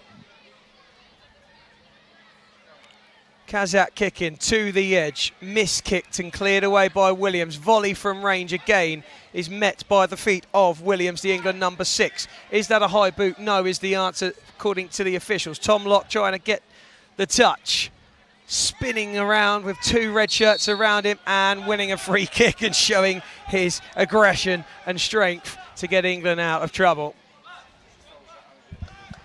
Now, what England need to do, I said it a few moments ago, is knock the ball around, take the sting out of the game, keep possession, pass to feet.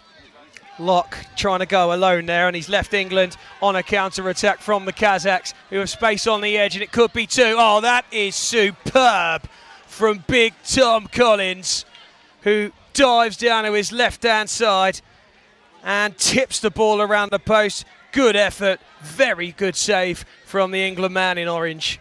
Yeah, but the ball was given away cheaply by England. They played themselves into trouble. Keep hold of the ball. Yeah, he had Cassidy to his left-hand side. Locke went alone, and Kazakhstan have hit the bar for the 3rd time in this game. Well, they do lead, Scoop, but sometimes you have moments like this where everything you hit is sweet as a nut and doesn't go in. You think it might not be our day. England will certainly be hoping so. Just the goal in it at the moment means that this is very much alive, and that's a goal kick for England as Max Colebrook kicks it into the leg of Gaganov. Only 1-0. All to play for England. 8 minutes to go to half-time.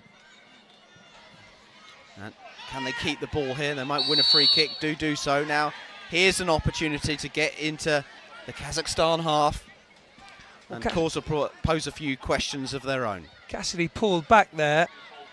And there was a case, perhaps, a yellow card for Imashev could have been the appropriate action, but... And that would change the game. Absolutely, but he is fortuitous, perhaps, and remains on the pitch. Cassidy hits it into the Kazakh defender, and he'll have to go home back to Collins. Quick touch out, and Cassidy was wrong-footed. The Kazakhs have a kick in, and 4 changes now make that 5. So a completely fresh outfield side. Once more for Kazakhstan. England having to deal with the fresh legs coming on every few minutes, and Dan Locke just about avoids the nutmeg, and here's a big chance. Locke rolls it in for Cassidy for England. Great move from England. Started by Alex Locke, the number 10. Won the ball well, found a white shirt. Now England have got a corner. And it's Cassidy who had the shot who will take the corner. Rolled back for Colebrook.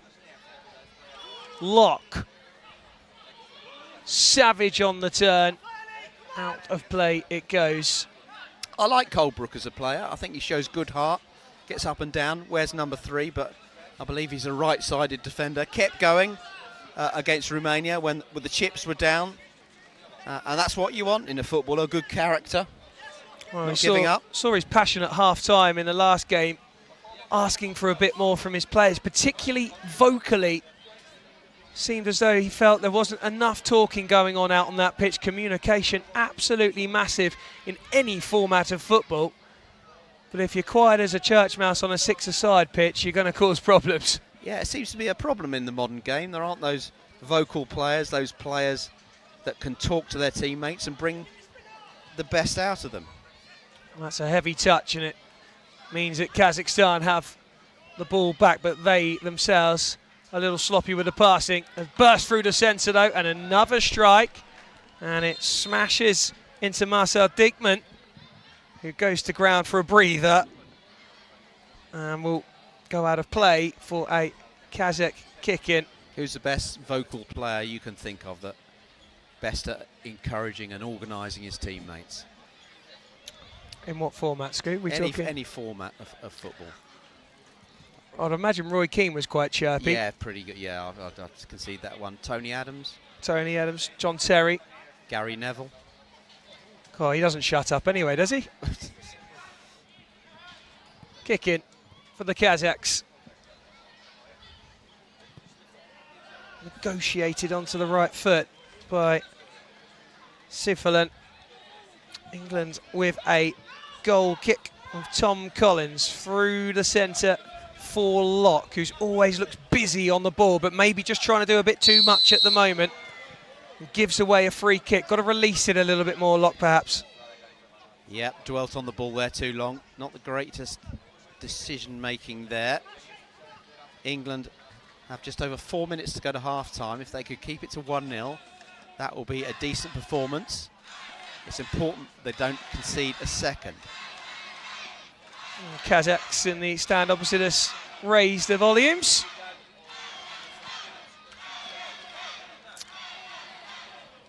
There's a shot from Rage. That's good from Cassidy, who stands tall and in the way. Colebrook. Savage. Back to Tom Collins.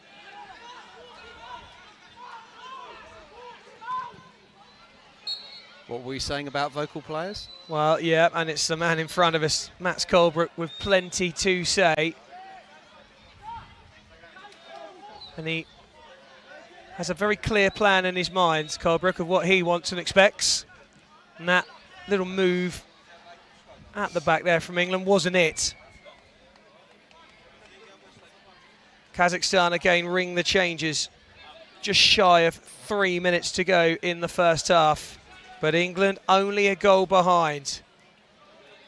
Small moments can change games. Should have beaten Sudan, England. Unlucky, didn't do anything wrong.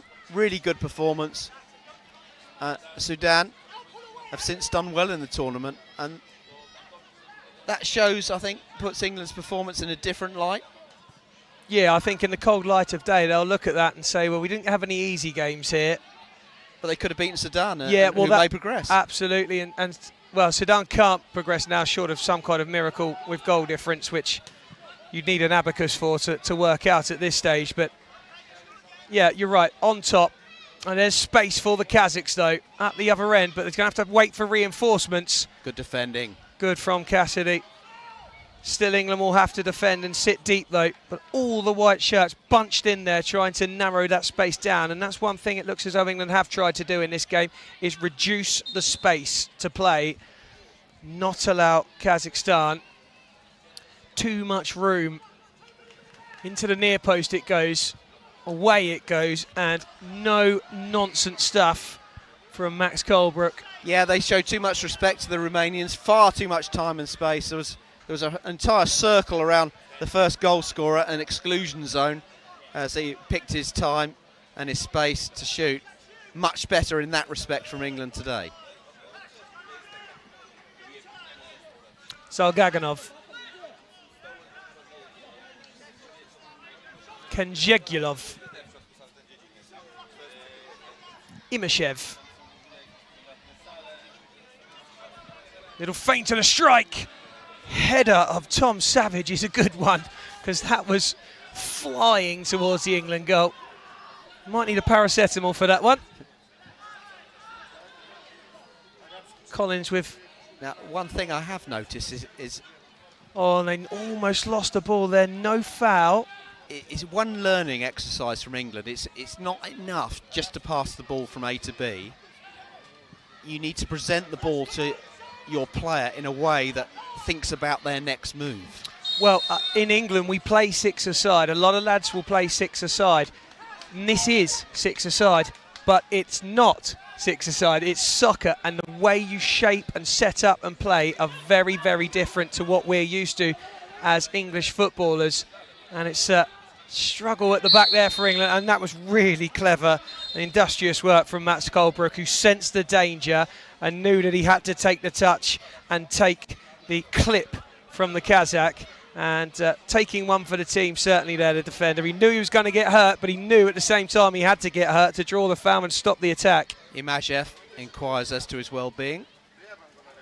And they do play the game in the right spirit, the Kazakhs. I just feel that in soccer you need to give the ball to your own man. If you want them to launch an attack, if you want them to go forward, you've got to give the ball to them in a certain way. If you want them to hold possession, give the ball in a different place. It's not enough just to say, there's a white shirt, let's give it to him. You've got to be thinking a few moves ahead. Yeah, and moving that ball quickly.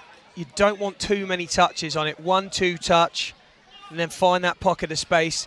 Your defensive shape's got to be right. That's a struggle from England, but it's really well dealt with. But again, it's lost, and now they are in trouble, and the whistle's blown, and England get the free kick. Yeah, good play that in the end to go down for the free kick and make sure he got the foul. Half time. It is half time, and as it stands, England are a goal behind. Now, ordinarily you'd say, oh, well, that's not quite so good, but Kazakhstan are the world champions. They are the European champions. They have beaten Uruguay by 5 goals. They have beaten Uruguay by... They lost to Uruguay. We'll get this eventually, Scoop. They've conceded 5 goals twice. They lost against Uruguay 3-2. They beat Romania 1-0. They beat Sudan 2-0. And yes, you're right, England have been behind by 5 goals on 2 occasions. So to be up against the world champions and be 1-0 and be in the game is good news, and it is encouraging for England. Well, it was all about gaining some respectability, to salvage some pride, and England are certainly doing that. They rode their luck at times. They were fortunate not to go behind earlier on, which would have been a disaster, as they'd done previously. And Jamie Atkins gets his team in a circle and encouraging his team and saying, hey, look, I can see him pointing up to the Kazakhs. They're the world champions. You're holding them. And there's plenty to play for in the second half. Keep hold of the ball, try and make some moves of your own, create some chances, and go home from this tournament having given it everything. You've represented England with pride. Go home and say you've given it your best shot. Kazakhstan, on the other hand, as it stands, will go top of the group. But as it stands at 1-0, we'll have a +3 goal difference. So, not quite secured for Kazakhstan yet. They need a few more goals. They found them a little hard to come by, but they usually do, Kazakhstan. They're not always free-flowing, but what they are is a side that finds a way. They've hit the bar a few times against England so far in this game. England very rarely making an assault on the Kazakh goal, but the longer it goes on without them finding the back of the net again, the more of a chance England have to nick something. Yeah, the players you'd think that will be at the centre of things will be Alex Locke, who's done well. Max Colebrook, we were describing. I also liked Froggatt, the wide man, showed he could get to the byline and deliver a cross.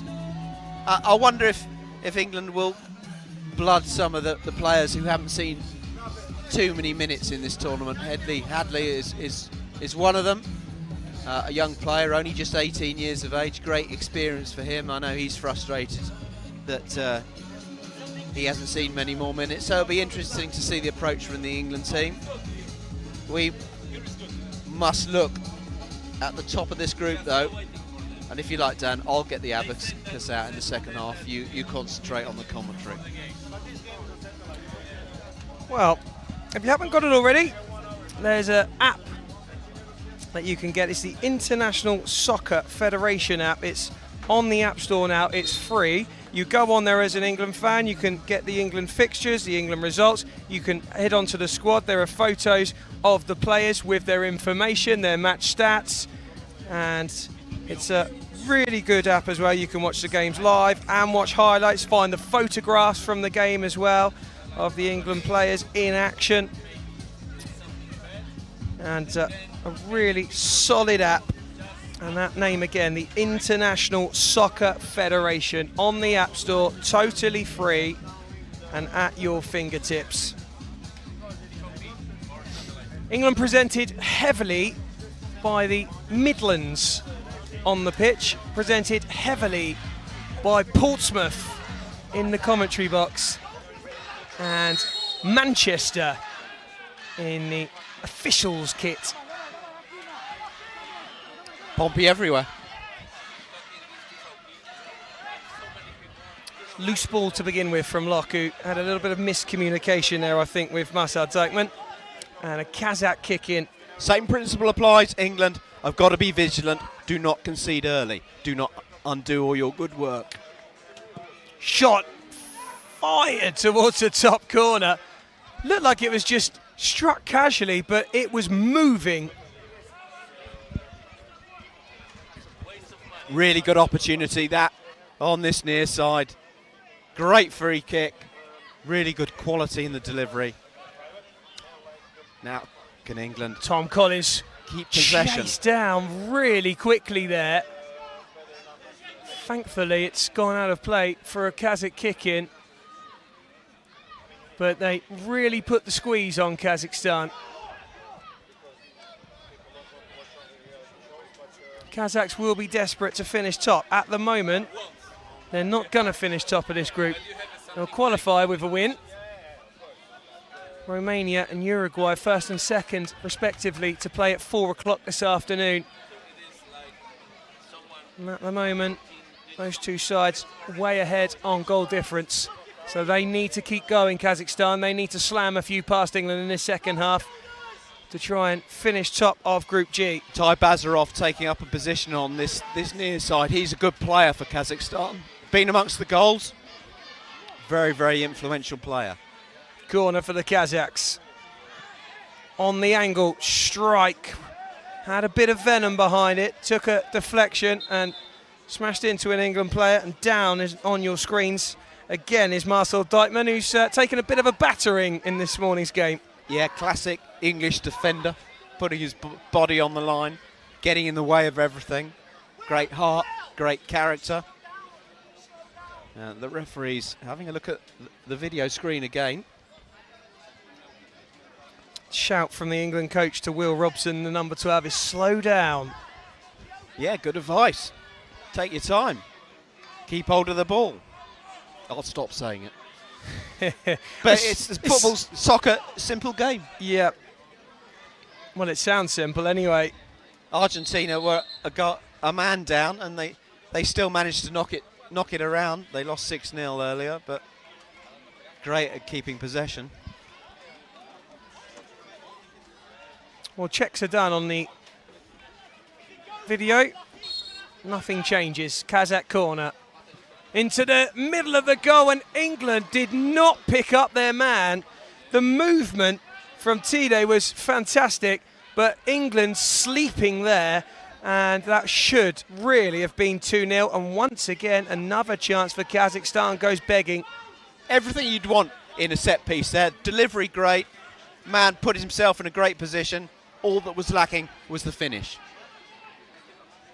Good work from Allport to hold his man off, but the Kazakh wave will continue to crash on the England penalty area. Shot from range is a good one from Adilov. You're more of an expert. You've seen more of Kazakhstan, Dan, but I think your summation was a good one, is that Kazakhstan do you by building pressure slowly over time.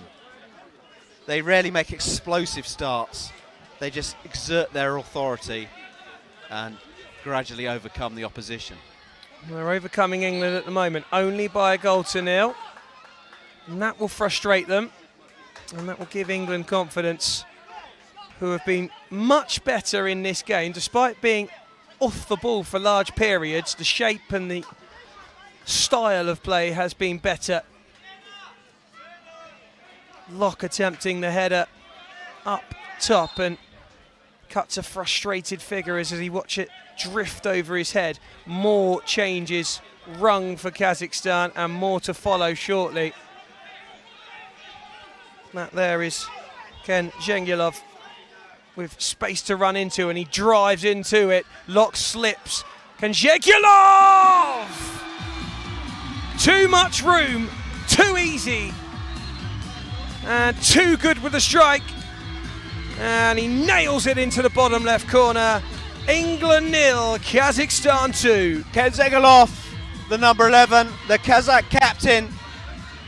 Captain's performance, inspiration, calmly finding his spot, dispatching it into the bottom left-hand corner of the net. Nothing England could have done about that. 2-0 behind, 15 minutes to go.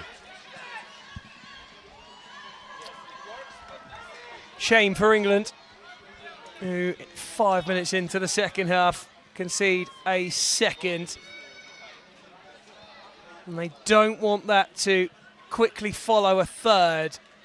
You need to stay focused, stick to plan. Still a chance at 2-0, but Kazakhstan, as Kazakhstan do, will keep knocking the door, keep moving the ball. Locke being screamed at to get up, but he's trying to mark his own man in the penalty area at the moment and doesn't feel as though he can leave the Kazakh man up there alone. Good work rate here from England, closing them down, forcing them all the way back to the keeper. Alexander in the goal. Good work and endeavour from England.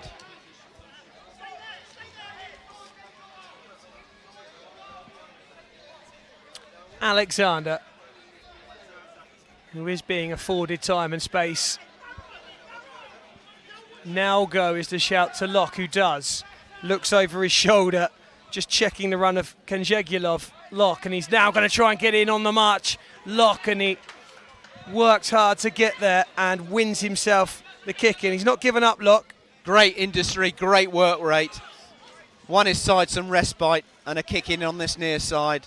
Great character, that from Locke. Shoved his man out of the way. Good physicality within the rules. Right, now that's Hadley there, who hasn't had a great deal of minutes. We'll be hoping he gets a decent run in this second half. Just 18 years old, just only 18 years old. Great experience for him, representing England nationally. You know, he's been disappointed with the minutes he's had so far. But hopefully he's going to get a little run now. And yes, there is experience, but the experience that he desires and requires is on that pitch, and he's got the chance now. England also have a chance because they have a free kick. Over on that far side. Great opportunity for England. Need quality delivery here. All port available for the short ball. Shape to shoot, and shoot he does. And Alexander has to parry away, but Kazakhstan on the counter-attack trying to burst in, and they have stolen it from England. And that is a massive, massive chance for Kenjegulov, who has already registered in this game. He's failed to do so a second time, and England hang on again. It's 2-0 still. I think we call that a let-off. Genshegulov, brilliant opportunity. England didn't defend well, having been on the attack themselves. Good run by Diekman. Good header from Diekman. Touchdown, Locke trying to get in. 2 red shirts around him, and once again Williams has slipped. Now he's wearing blades, and I don't know if that's helping or hindering him on this pitch.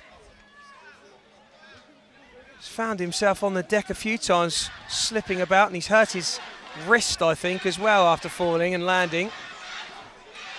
Worth remembering where England have drawn their players from. The policy is they've taken England players from step 4 and below in the national game, with the National League being step 1. So some of these players don't play at elevated levels of the game. I just wonder if there'll be a change in policy from England, the soccer authorities, going forward. Whether we might see just a couple of ex-professionals, as we've seen in many of the sides. Basarov back and across for Zabagonsky, who got the opener for the Kazakhs in the first half. England in good shape at the moment. And Kazakhstan struggling to get it, but they'll just keep moving. And here they come again. Saved by Collins. He looked a little shaky in the first game, Collins, but he's made some absolutely wonderful saves ever since and has looked a really solid keeper at times for England. And he's made some very good saves again today. He does a bit of bodybuilding, Tom Collins. And he's showing a strong performance in the England game this morning, keeping Kazakhstan at bay. Adilov. There was some good skill from Hedley Hadley over on that far side. Nice run from him, beat his man and got his shot away and extended the Kazakh goalkeeper. Alexander drifting out of his goal to come and support the Kazakh side, and Kazakhstan trying to find a way into the England penalty area once more, but England have got it away. It will be a corner, and on for England comes Finn Baker-Yearwood, another one who hasn't had a great amount of minutes. He'll hope to see out the last 10 in a white of England. Collins bowls it out in search of Hadley. A little bit too strong for the young Englishman. Kazakhstan off again, this time at the feet of Zabagonsky. Basarov.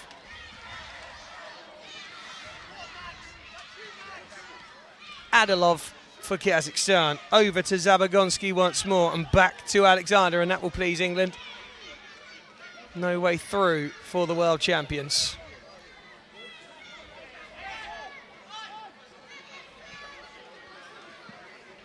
Patient from Kazakhstan, but also from England defensively. And that's good work from Colebrook. Keen to get the ball back quickly and back underway. Referee asked Colebrook to move the ball back a couple of yards to the halfway line. Colebrook vehemently chews away on his gum.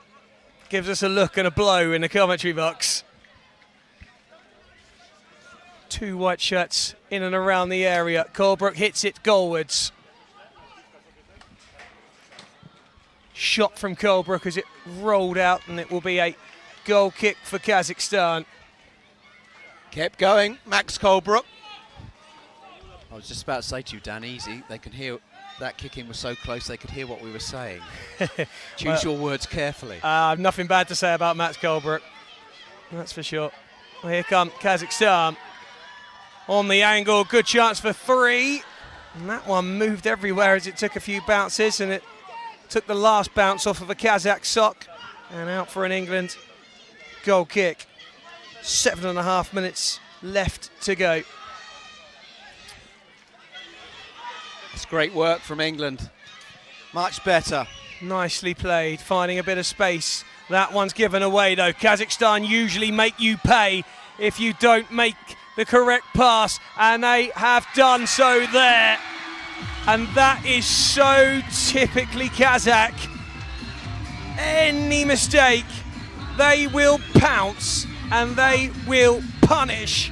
And they've seized upon England losing possession in the centre circle and have now trebled that lead. Added off the man. Put it into the bottom left-hand corner of the net. England punished, having been up the other end of the field. And it's now 3-0. That was the danger.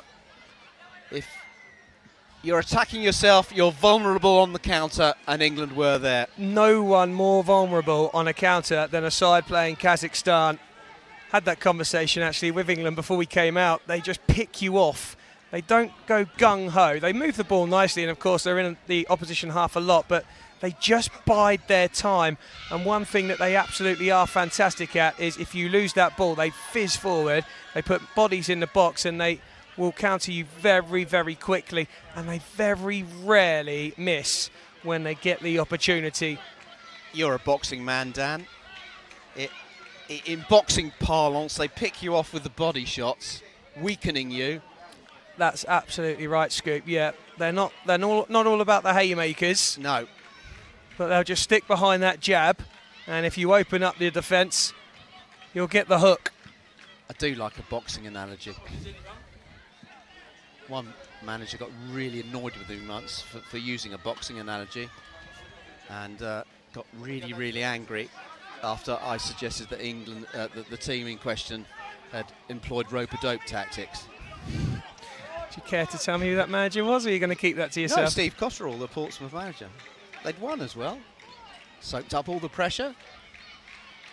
Hit the opposition on the counter-attack. Perfect. Well, I too have interviewed Steve Cotterill, and he's quite a big figure, so I wouldn't want to get him too annoyed. Yeah, I thought things were going to turn ugly. Well, I'm 6 foot and I'm looking up at him. And incidentally, your commentary team today, Martin Hopkins next to me, and I'm Dan Shaw. So Kazakhstan putting themselves in a good position to progress. England need now to stay with it, keep heart. They don't want to concede another 5 goals. You've got to face your family and friends at home. You don't want to say to them, we conceded 5 goals in a row. Yeah, hurt me a little bit actually after I spoke to England in the last game, because they said they were embarrassed. Oh no. And they absolutely shouldn't be, because these guys have been there year in, year out. These opposition sides, they play a really good standard of football. Good standard, great standard of football. And England have given everything they have. And they should be proud of themselves. It's worth saying, I've said it before, that Germany have got a World Cup winner in their midst.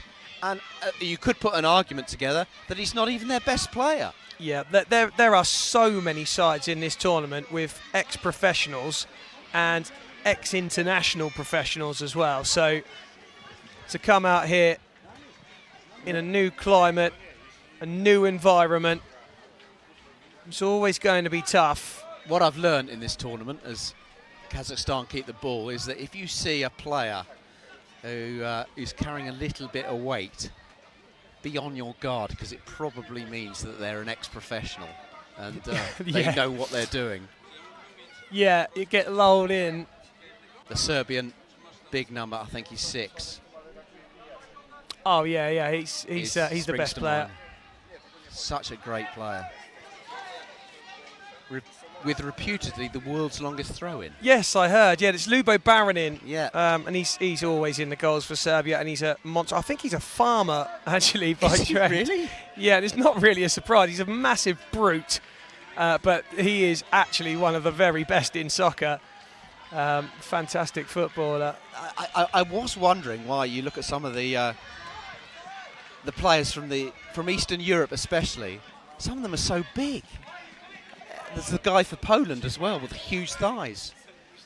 Well, maybe Baron the farmer has been standing himself in the grow bag. Yeah. I think some teams need a bit of nitrogen then as a fertiliser. Kazakhstan knocking it about nicely now. This, incidentally, is the joint most goals they've scored in a game, and it does put them level on goal difference with Uruguay currently, although they play later against Romania. Uruguay, though, have scored more goals. So if it stayed like this, Uruguay would be better on goals scored. Chance for England then. Cut out. They'll have another go with Colebrook. Goes one way and then the other and gets a corner for England. Minute and a half to go. England would love a second goal. 3 changes for the Whites. One of them is Kelly. Another is Banks. Looking to cash in at the end for England. Be great to get a goal. I think we see some joy from the England camp if they could bloody the nose slightly of the Kazakh side. Free kick in a promising position. Tom Savage, the captain, at a decent position in the centre of the field. He might fancy a crack. We've seen Colebrook's got a strike on him. It would be fitting if he could get onto the score sheet. Banks over it, Colebrook on the edge, so too Kelly. Froggatt looks interested as well at the back post. Maybe even Savage, who's the furthest player back, but he looks as though he's going to make a surge to goal, going by his body language. Banks then. Savage arriving late at the back post, then drives to the middle. England moving bodies around, and it's scooped over the top. It was good thinking, good planning from England, who had to seemingly a little something in the locker there from the set piece. Posing some questions of their own, keeping hold of the ball now as it drifts out of play on this near side. Well, I like the movement there from Savage. It had obviously been worked on because Banks was waiting for it. And it was a useful little scoop towards the back post.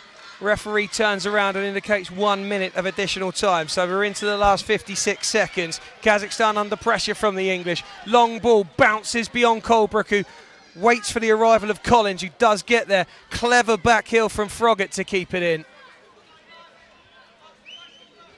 Kazakhstan with the ball at the back with Savagonsky. Stoppage time now. Come on, England, just 1 minute of stoppage time to go. And the clever Kazakhs. We don't want England's campaign to finish on a sour note with a goal conceded in stoppage time. No, but again, absolutely no shame in a 3-0 defeat against Kazakhstan. If that is the way it will stay. Colebrook trying to change it, but that is going to be that. England have worked hard against the world champions.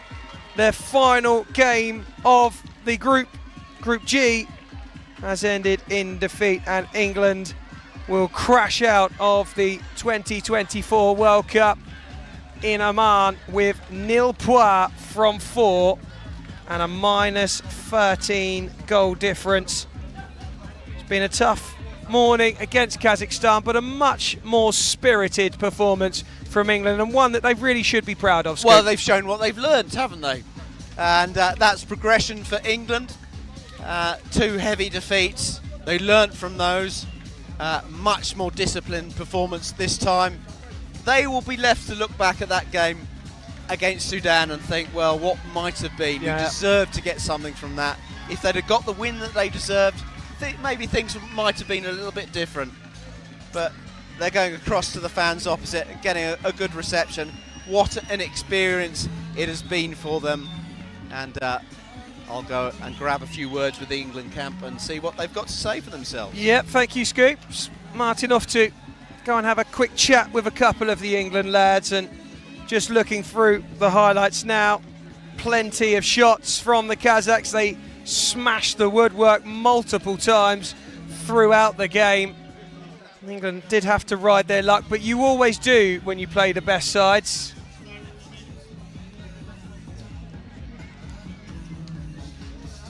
And we're just informed that not enough time for an England interview, so we'll get one later on with the England boys, and we'll get that posted up for you to have a look. So keep an eye on the International Soccer Federation app, keep an eye on YouTube, and we will get those interviews out a little later on today. England all done and dusted. Up next is Poland against Pakistan. Stay tuned.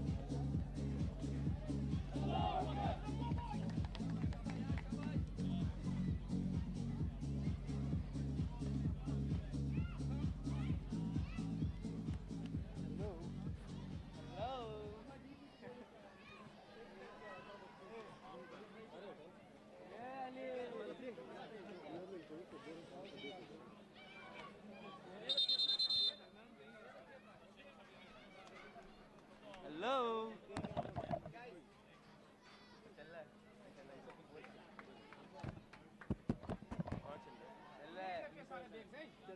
Dead.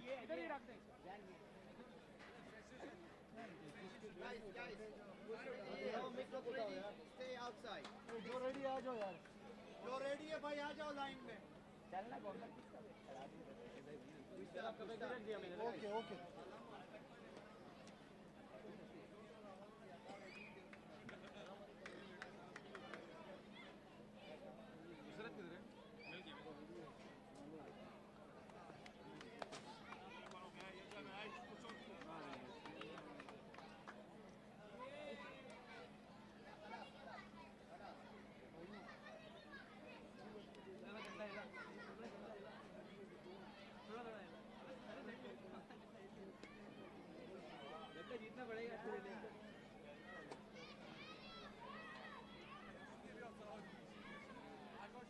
Okay, guys.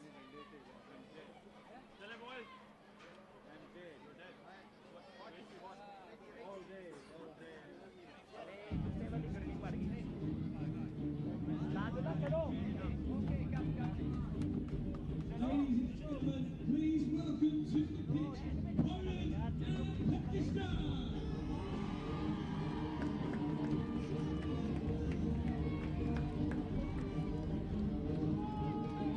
Next up, it's a Group E clash between Pakistan and Poland at the 2024 Soccer World Cup. You join us as the two teams emerge onto the pitch, led out by their two captains. And now please be upstanding for the disarmament of Poland and first Pakistan. And we will hear the national anthems of the two sides.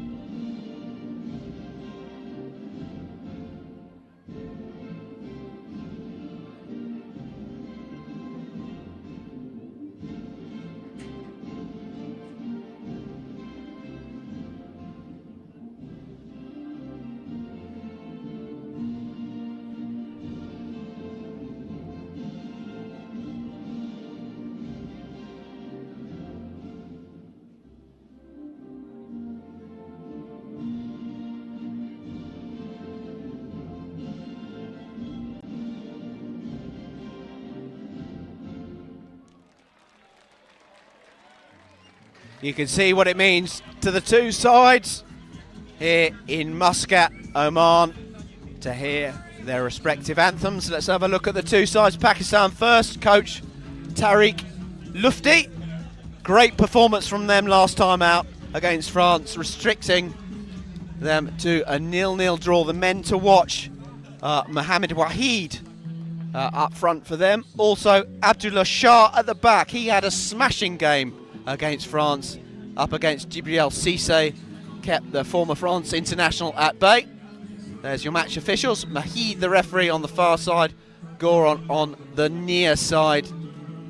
And Justin Bebbington, the official on this near side. The English referee in the middle of your picture there. The two captains line up for the picture. Next, the Poland side. Coach Claudius Hirsch. And look at that side, packed full of experience. Best player, probably Norbert Jaszak. Giant figure wearing the number 10 shirt for Poland. Or also Piakowski, the man to watch. Mieczewski, the number 86. Giant of a man as well. And also in goal, another man to watch out for is Bartosz Białkowski. Plenty of experience in the English Football League. Plenty of interest in this fixture. Colour brought by the Pakistan team away to our left, representing the hosts of the hopes of 241 million people. The temperature here in Muscat, 26 degrees, and I can tell you it feels a whole lot more than that. The last game of the morning session, a little break in the afternoon in the heat of the day, and then we resume at 5 o'clock and go all the way through to 11 o'clock this evening. So it is Pakistan against Poland, and Poland have been simply imperious in this competition so far. 3 wins, 4-1 against Haiti, 3-1 against France, which was arguably the most impressive. Turkey were beaten 7-0. Pakistan, a default win over Haiti, lost 2-0 to Turkey 8, and then that great 0-0 draw against France. Really a giant of a performance. Probably not enough to progress in the overall scheme of things in the tournament, but that will be a real high point for them. And it's Pakistan in possession on that far side, and it's with Shah, the number 15. Great ball down the line to Abidine. Pakistan enjoying possession of the ball in these early exchanges. Here's Shah.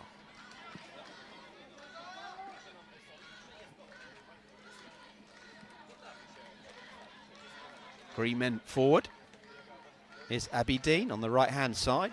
And they've given it away. Here's an opportunity for Poland. And they've shot themselves in the foot. Piakowski with the opener. It's come after just 1 minute. The ball given away by Pakistan. They really have given possession to Poland there. And it's going to be an uphill struggle from now on. Made such a bright start at Pakistan.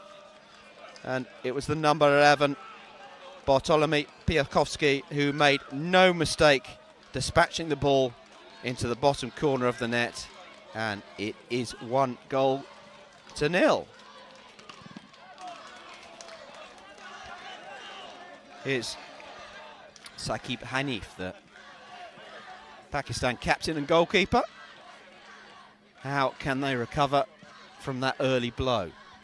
Ball played forward, dealt with by the Poland defence over on the far side. Those two players collide, go down. Remember, this is Group E. Pakistan bidding to build on the promise of their 0-0 draw against France. Poland looking to march on imperiously. School children in fine voice over on that far side. Here's Yashak. Giant of a man in the middle of the park. Playing it forward. Out comes Hakib. Sanif Hakib. And puts the ball out into touch over on that far side. 1-0. The Poles lead. That early strike, the difference between the two sides. This, the last fixture in the morning.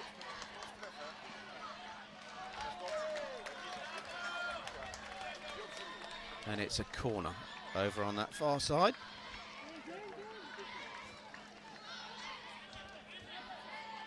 Pakistan on the defensive then. Plenty of red shirts forward, movement as well. Back to Yashak, closed down by Jakub Hat. Sorry, it's Ghazi.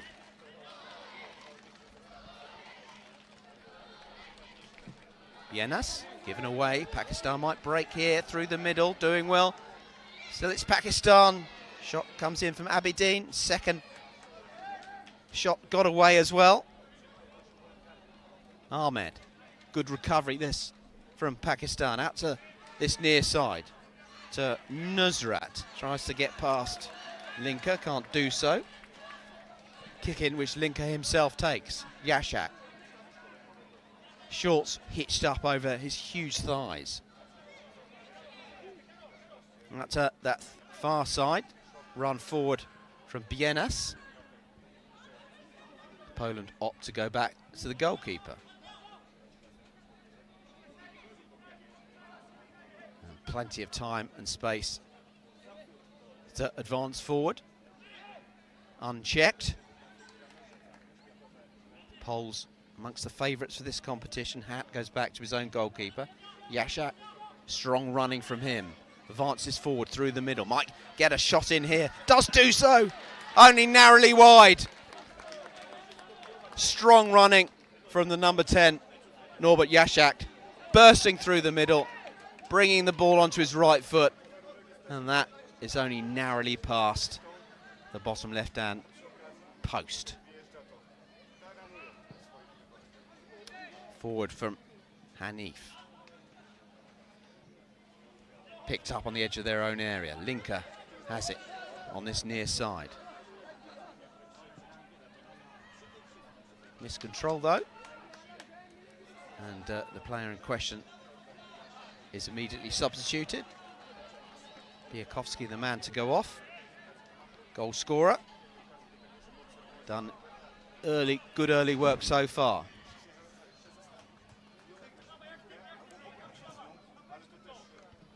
Plenty of interest in Poland in this competition. Fine performances, runners-up in 2018 and 19. Here comes the ball from that corner on the far side, taken too quickly, says the referee. Twice runners-up, third in 2022. Looking to reach that final once again and look amongst the favourites to do so. The corner comes to nothing, but they've got another opportunity as it takes a deflection behind. 1-0 to the Poles, who are on 9 points in this group. Looking to make it to 12 and a clean sweep of victories. Can't find the man at the far post.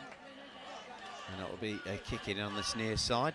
Pakistan recovering well from that first minute strike from Piakovsky. Cleared up high into the air. Down it comes. Picked up by a red shirt. Sosna's available in a threatening position on the left-hand side. Here's Linker.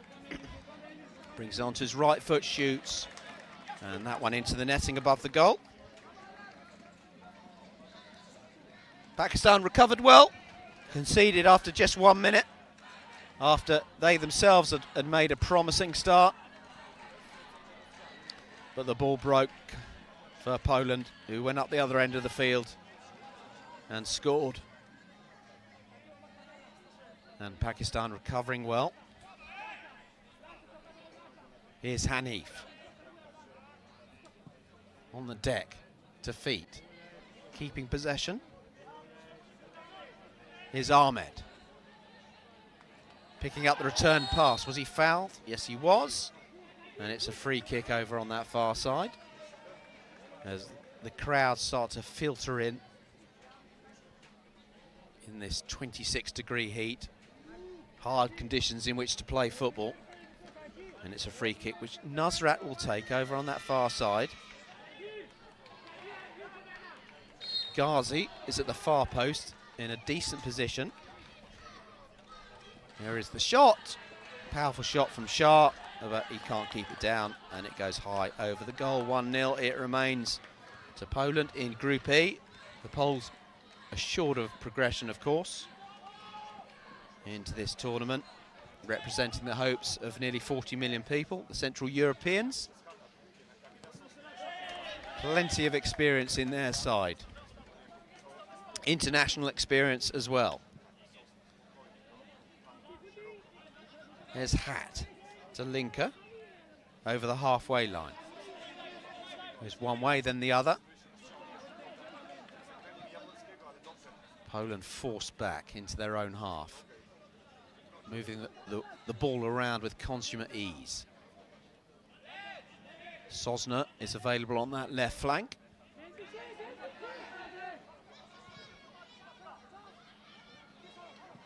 Good foot in from Nusrat. Up it goes, and it's back with the keeper. Talinka. Javosky is available, the number 9, on this near side. Runs at his opponent.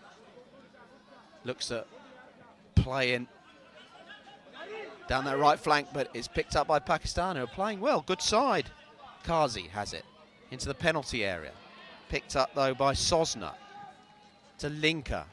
Sosna's made a strong run over on that far side. It's still Linker. Foot in from Nusrat. It did well defensively there. Playing well, Pakistan.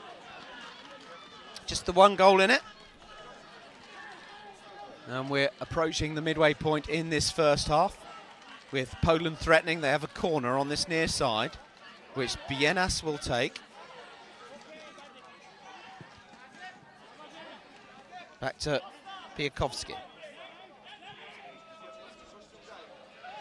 And all the way back to the Poland goalkeeper. Wearing headgear. Must be hot in this sun. And it's worked out over on that far side. Polish fans in fine voice in the hot sand in the sun opposite. There's an infringement there between coming together of the two number 8s. Foul by Ahmed on Bienas. Piakovsky's goal in the first minute separating the two sides. Poland threatening again. Enjoying the bulk of the play, but Pakistan defending resolutely. They made a decent start, but gave the ball away. Poland broke quickly, took the lead, but thereafter it's been a fairly even contest, with Pakistan acquitting themselves well. I'm Martin Hopkins. Alongside me in the commentary box, Dan Shaw. Dan, you've been speaking with the England boys. What did they have to say for themselves? I think a bit of a feeling of pride. Here come Poland again. Sorry. No, that's fine. Yeah, a bit more pride. I think they were happier with the performance today. I think they realise that they've just played a quality side, and I think you can see in that fourth game that lessons been learned. Out of the group now, and they can go and enjoy the swimming pool and maybe a couple of bars and do what England really do best. Didn't strike me as a team of drinkers, Dan. Oh, they will be if I get near them. Corner over on that far side. Piakovsky's available in the penalty area. Bienas lurks as well. Great defensive work, though, from Pakistan. And they've won the kick in the left defensive position. Been really impressed with Pakistan. Yeah, they're a good side, aren't they, Scoop? They are. They're very well organised. Got some athleticism. They get around the pitch well, move it crisply. They were well up for it. And everything in their preparation has been really good. They got here earlier. I think they stopped in Dubai on way. I think that's correct. And even down to the kits.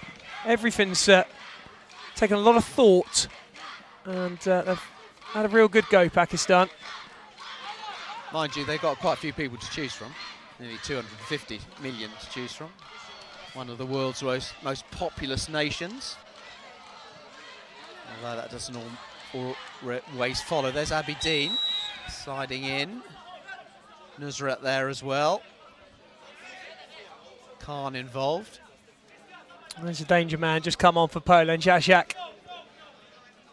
Real top player. Plays in the top Polish division at futsal. No surprise, I don't think, to many. No.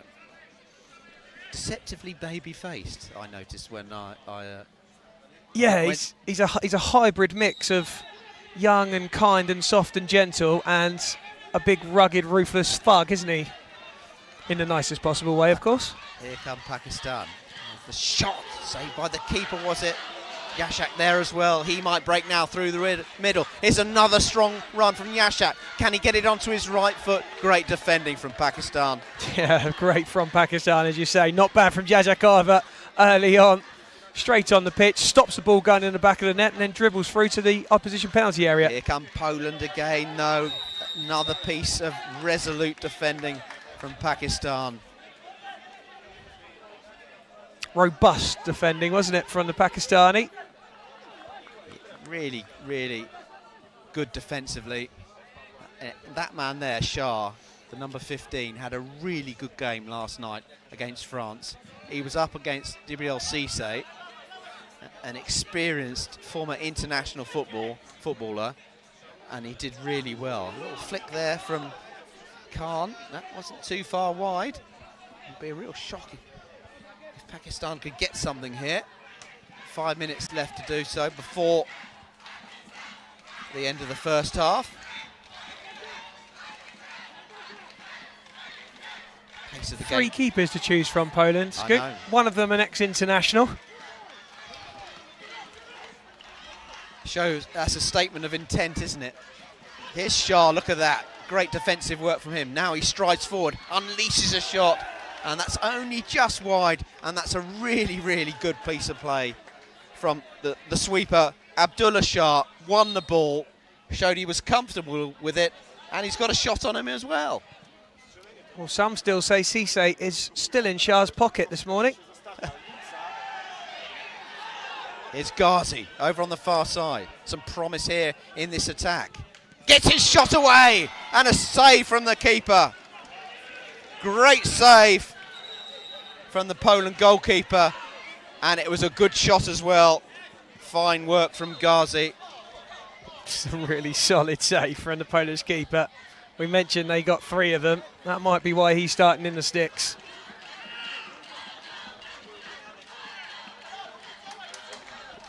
The number 33 for Poland, Bartosz Bielkowski. Lots of experience in the English Football League. Is he their first choice goalkeeper, would you say? For Poland? Yeah. Well, he came very, very late into the squad, so he's not had much experience of the tournament, and I think he really is here for that. Here's Jasiak down this near side. Another powerful run from the number 10. Crosses! And it slipped to the far post.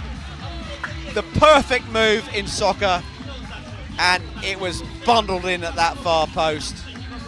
And it was all about Jasiak there. His fine run down this left-hand side opened up Pakistan. They will be disappointed in that. And it's 2-0. The perfect soccer move. Yeah, and I've said this a million times, I'm like a broken record, Scoop, but if you are a side that plays for that back post, you're a side that's probably going to win most games and score the most goals. It is the golden spot in soccer, is that back post. If you can hit that, you score. Can Pakistan get one back though before half-time? 2-0. Sometimes if you're in front of goal there and you've got to shoot, you've only got a few spaces there on an angle. Once you play a ball across to a back post, that man has then got the whole goal to aim at. So you increase your ratio and your chance of finishing tenfold by just playing it to that back post rather than taking a shot on yourself. Novakoski, the goalkeeper, now forced Goal scorer forced to defend though on the edge of his own penalty area. Corner for Pakistan. Wouldn't rule out them getting something here. Aberdeen with the corner. Shah the option short. Driven into the Poland box, but tricky defending, easy defending that from Poland. Here comes the corner once again. This time it is a short one. Shot from Ghazi. Travelling. It was travelling, Scoop, no doubt about that. He absolutely fired it, didn't he?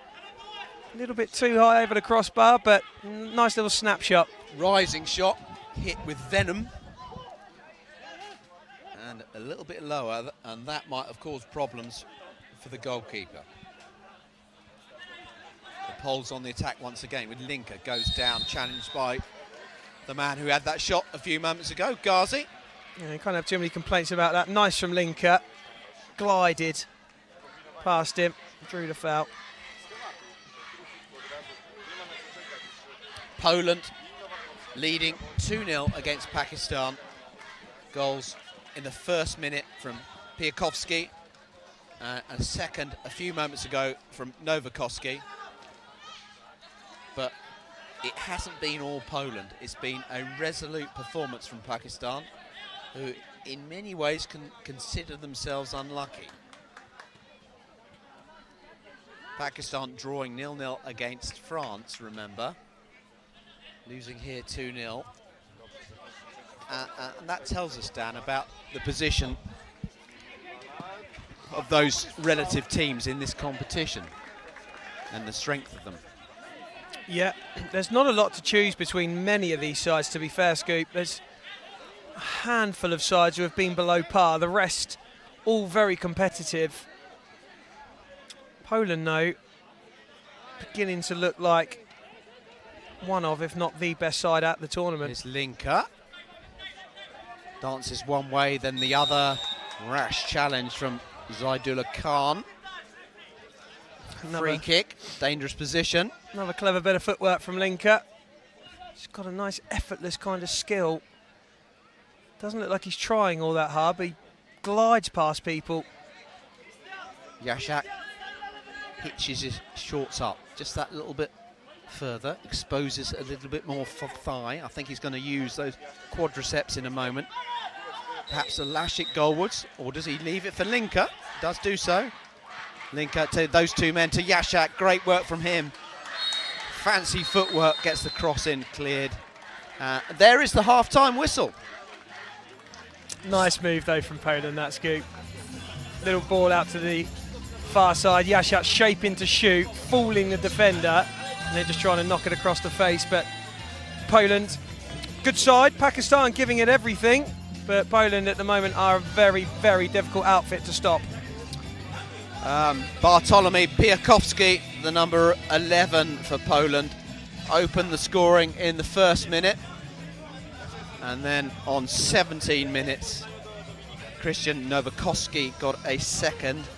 And so the score at half-time is Pakistan 0, Poland 2 here in Group E.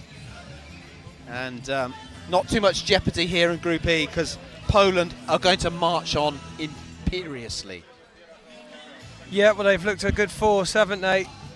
And France in their opening game, everyone was saying, well, look, they've got Djibril Cissé, they've got a good side, they've come out on the front foot, attacking, fast, fluid.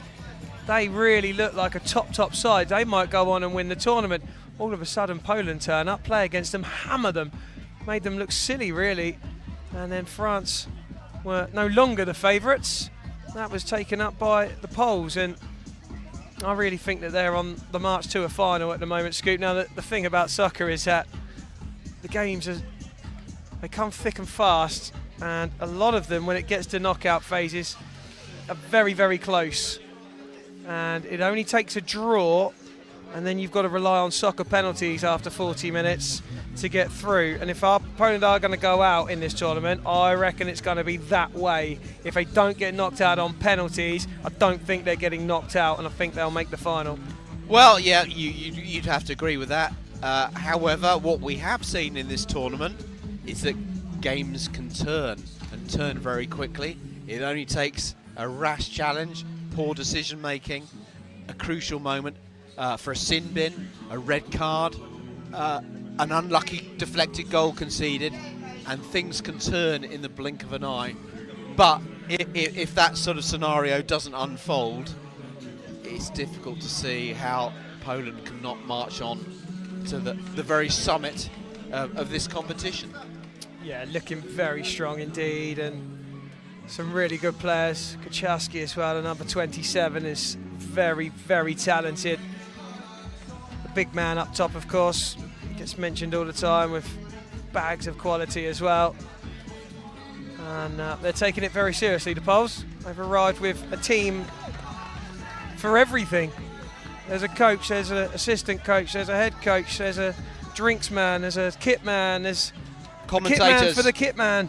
There's everybody here for Poland. They've come to win, and at the moment you wouldn't bet against them. Heat abates a little bit here in Mazra, and the flags are fluttering opposite. A little bit of a breeze that will help the conditions in which to play soccer. Ironically, Scoop, not a lot of wind in the England flag, which is a bit of a story of the tournament. Yeah, hanging limply there opposite the George's Cross. I got the thrill of introducing the national anthem. Yes, I an enjoyed honour. that. Indeed, an honour indeed. That was it's a learning experience for us all, and some memories to take home from everyone involved in this competition. It's been a great collaborative effort, a great team spirit. 15 in a squad for each country. So it's something like over 500 players, Dan, Yeah. involved in this tournament. There's a few bodies we've got to remember. Some of them are more memorable than others. The thing is, we've got to know these players, a lot of them. Well, we do. We spend a lot of time behind the scenes, reading up, writing down. Who's your favourite player so Collating. far? Not necessarily the best one. Oh, come back to me on that, Scoot. I'm going to write a list while we're commentating. I'll give you my top I players. think of just who just springs immediately to mind. Well, I like Xhaka. Kasia of Albania. I like him. Yeah, I like Baronin of Serbia. Yep. I like the two Polish guys out there, number 27 and Jasiak. I like the Greek number 5, the defender, the moody, magnificent Moutsakis.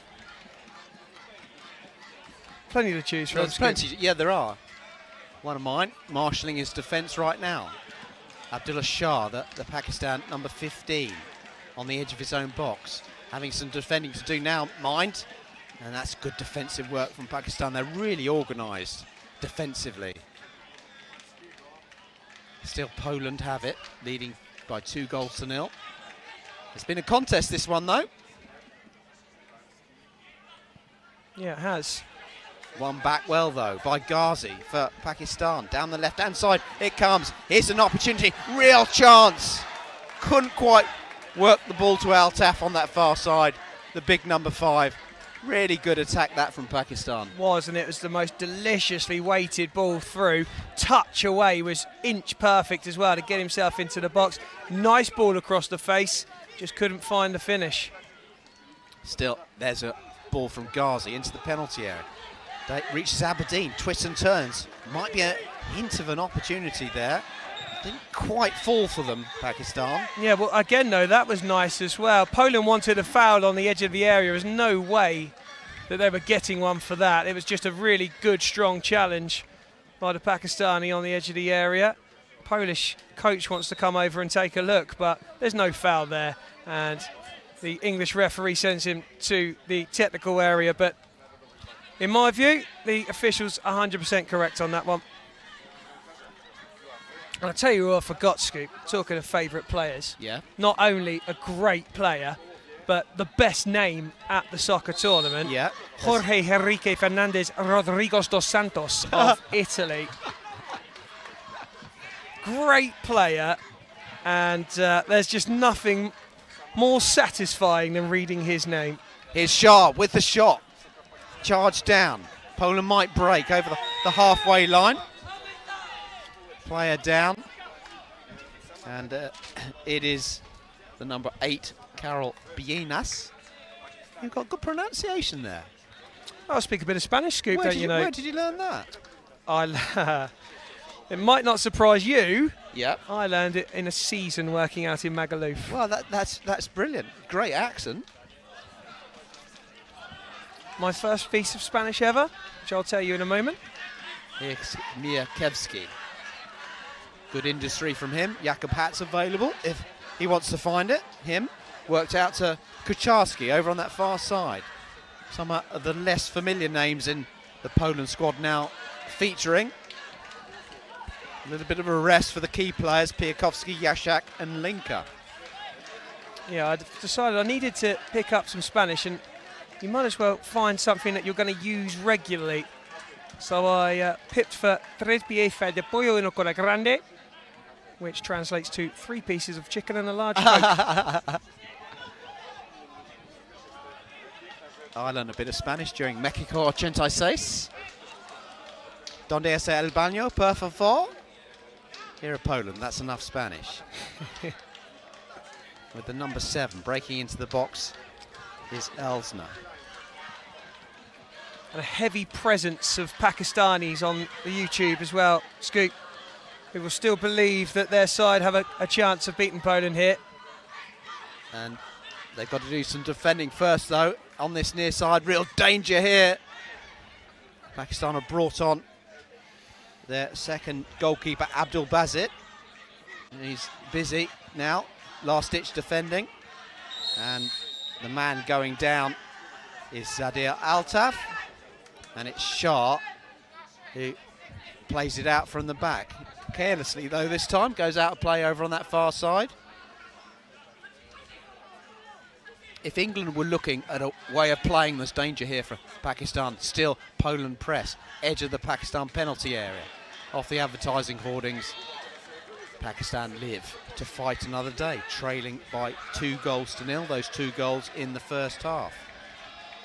If England were looking for a way to play, Pakistan, as Pakistan play an English-style long ball forward, Pakistan keep the ball so well and knock it around with ease.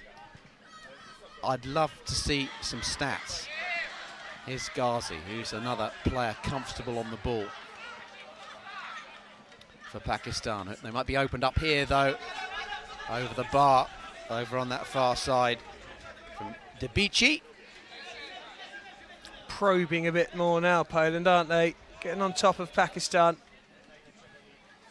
Time and space for Pakistan. It's Abidine over on that far side to Khan. Khan into the penalty area. Oh. A chance and a goal! Zaidullah Khan has got one back for Pakistan. And are we going to see some drama here in Group E? It's Pakistan 1, Poland 2. I said they still believe that bit of skill there, the 2 touches. Watch this, 1 and 2, and he's away. And the finish is brilliant as well into that bottom corner. Game on. Is there more drama here? They've ridden their luck at times, and they've got a goal back. And it's come 6 minutes into this second half. Well, you said a few moments ago that those watching online still believed in Pakistan, and they were right to do so. You have a small lead, and even smaller now. Fans in the stand. Here's Jaszak over on that far side, ball at his feet. Piakowski drives it across goal, picks up though by the green shirts of Pakistan. Great work that. Great work to close down Jaszak. That was an uneven contest. in terms of size. Niazi, great industry from him. And here he is now on the break over on that far side. Momentarily, the feathers are a little ruffled of Poland. Can you believe it? Here's Linka. They've had a few uncomfortable moments in defence. You're right, Scoop. And just look a little bit flush. Stretched at times. Here's Jaszak on this near side. A key man for Poland, of course. To the right-hand side of the penalty area. Great cross from Linka. Took his time, picked out his man. Shark grappling with Novakovsky, his opponent. The referee deems illegally. It will be a free kick. Some changes made on this near touchline. We've got 12 minutes left for play, and it's everything to play for. And the locals are enjoying it. Over on that far side, at the top of your screen. Yeah, well, they've been vocal all the way through, and they'll be believing now. Novakovsky, great turn from him. To Piechowski on this near side. Back to Novakovsky again. Blue boots, forced back to his keeper. Bilakovsky, who is on in this second half. The former Millwall man in the English Football League. And it's driven goalwards by Jaworski, the Polish number 9. But it remains 2-1. Right in it, Scoop. Pakistan. 10 minutes to go still. Well, if they turn this around, that would be one of the results of the tournament so far. Well, the 0-0 draw against France was one of the results of the tournament. I know it didn't look spectacular in terms of goal. Great header there. A cross goal from Ali Niazi. Took up a good position on the dead ball line. Headed it across goal. No one on the end of it. Unlucky. Going close. Junaid Shah tries to make inroads into the Poland defence. Nice little touch there from Abidine. Poland forced back. Jaszak in his own half on the right-hand side, on this near touchline. Here's Bilakovsky. Did you say he hadn't played too much of this format of the game? No, came in really late. He told me he's just finding his feet, learning his trade. And a little bit of a mix-up there. Can Pakistan put it into the back of the net? There's a collision between Bilakovsky. That's nasty, he's bleeding. And Junaid Shah.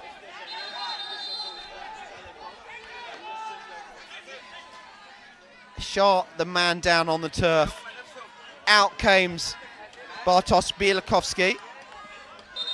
And what's happening now? The referee's got some work to do. It's a yellow card. Well, Bielkowski, to be fair, he did rush off his line. We said he's just learning his trade. Some learning to do, but blood pouring down the face of the Polish keeper. The ball was there to be won. He came out to try and win it. Injured himself in the process. Shah, Junaid Shah, the Pakistan number 3, was the man involved.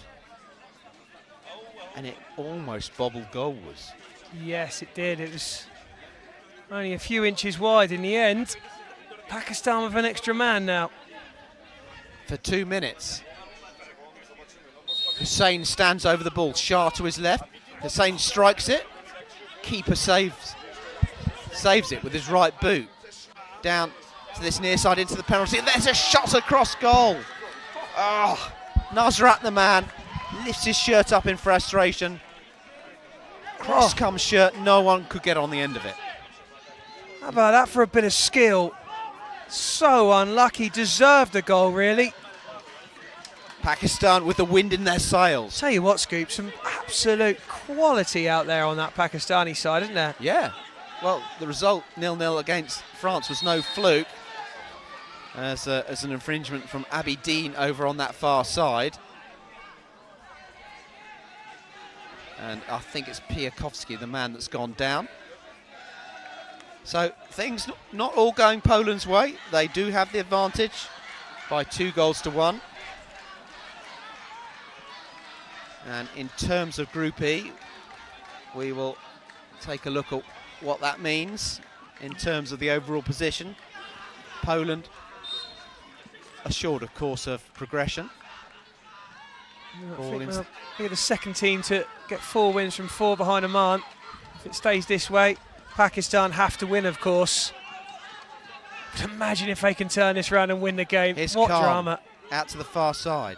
Driven goalwards, not too far over by Zainul Abidin. Don't forget, you can catch up on the Soccer app, which you can download onto your device. Catch up with all the action, highlights of the day, group tables, it's all there. Been a useful tool for us all. And drama here in Group E, where it's only 2-1 to the favourites Poland. Pakistan defended resolutely, and they broke forward with great skill. Yep, a good side. Pakistan, a good side too. Mirjevski stands over the ball, hands on hips. Kucharski might shoot here. Passes it back. Those two involved on a crucial piece of defending. I thought he got a touch, Nusrat, but it was just over. I thought he'd got something on it to get it over his own bar. And Basit, the Pakistan goalkeeper, clears upfield. Great interception there from Saidullah Khan. Slid in there, but... Well, he's saying I've got the ball. Well, yeah, you did, but you slid. Yeah, but so what is crucial, as Poland pressed down this near side, it wasn't near his opponent. Played across field for the Poles. Here's Elsner. And what a great piece of interception. Crucial timing there. Really good defending from Nusrat, who looks a really good player. Yeah. Those two at the back, Nusrat and Shah, have defended with class here. They might be opened up here, though. Real chance. Danger here for Pakistan. Crucial save from the goalkeeper. Abdul Basit put it over his own bar on in the second half. Too many passes for me there from Poland. Scoop. Just allowed Pakistan to get back a little and narrow some of the angles in the end. You see there, you got 3 back there. There wasn't those 3 back there originally. No one wanting to take responsibility. I think some of the best defending in this tournament has come from Pakistan. Head due east over the stand opposite, and you'll end up, if you go across the Gulf of Oman, in Karachi or thereabouts. And hello to you if you are watching in Pakistan. And the story here in Musrat is that the Pakistan national soccer side are doing really, really well. Having held France, they are trailing only narrowly to Poland for many of the favourites and giving an extremely good account of themselves. And they're not out of it yet. There's the header. Poland back up to the full complement, we should say. And Poland ready their big guns on this near touchline. And here's some neat work, breaking through the middle. Shirt tug there from Shah. Did the referee see it?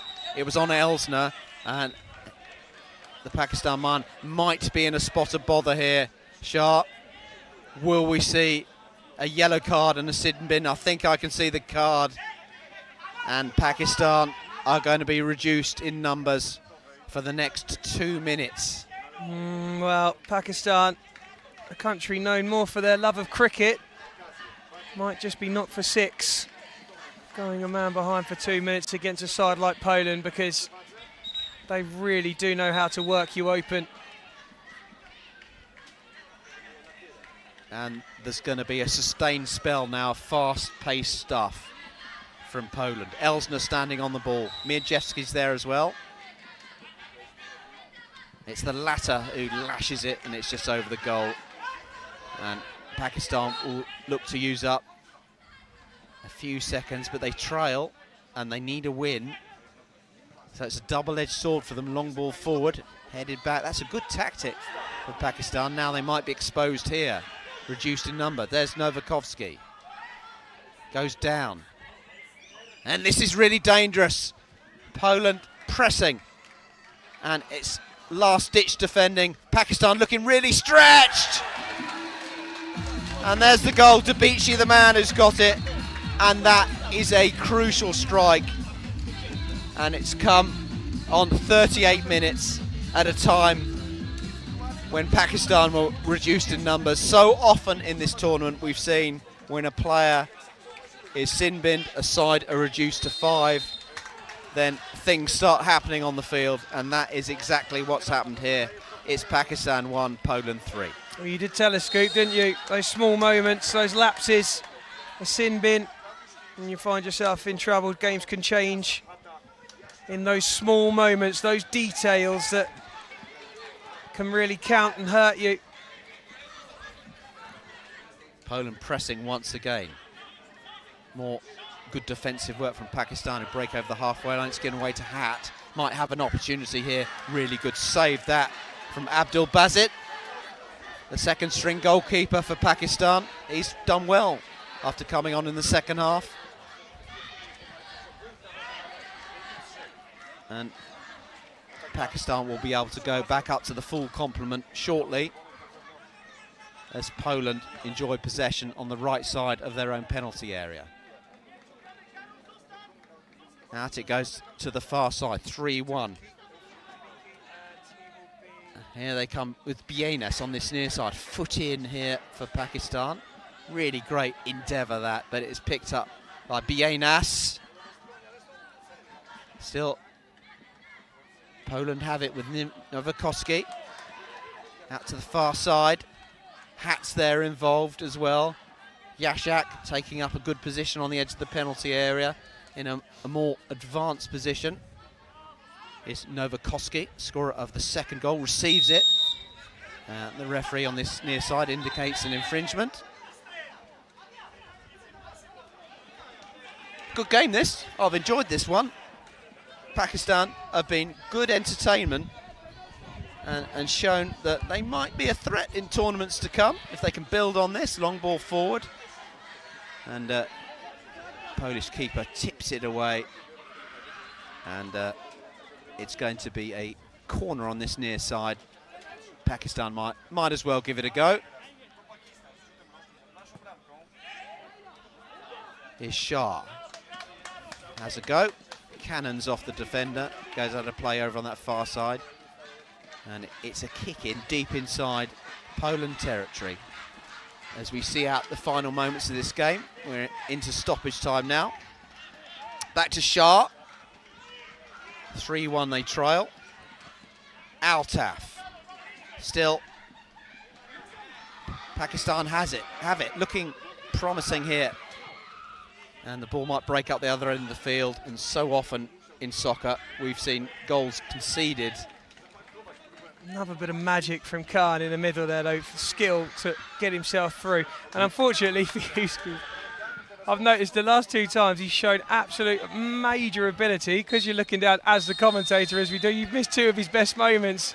Amazing skill again. Well, there's the whistle. There is the final whistle. A really, really good game. Another win for Poland, as we expected, but a really, really good performance from Pakistan. Probably closer than the scoreline suggests. It's Pakistan 1, Poland 3. Well, let's Scoop, me and you know that's a very, very good Pakistan side. Gave everything, and still Poland have overcome them and look strong in doing so. I think that tells you all you need to know about this Poland team. Really good side, lots of quality, and I've said it time and time again, big contenders for the World Cup final. Well, they look stretched at moments, though. Can we read anything into that, do you think? The Polish perspective? Well, you mentioned, didn't you, when Pakistan scored, they got a little bit flustered for a moment. They lost their shape and their discipline. They did turn that around quite quickly, but there were just little flashes when you thought, oh, hang on, this could change a little bit.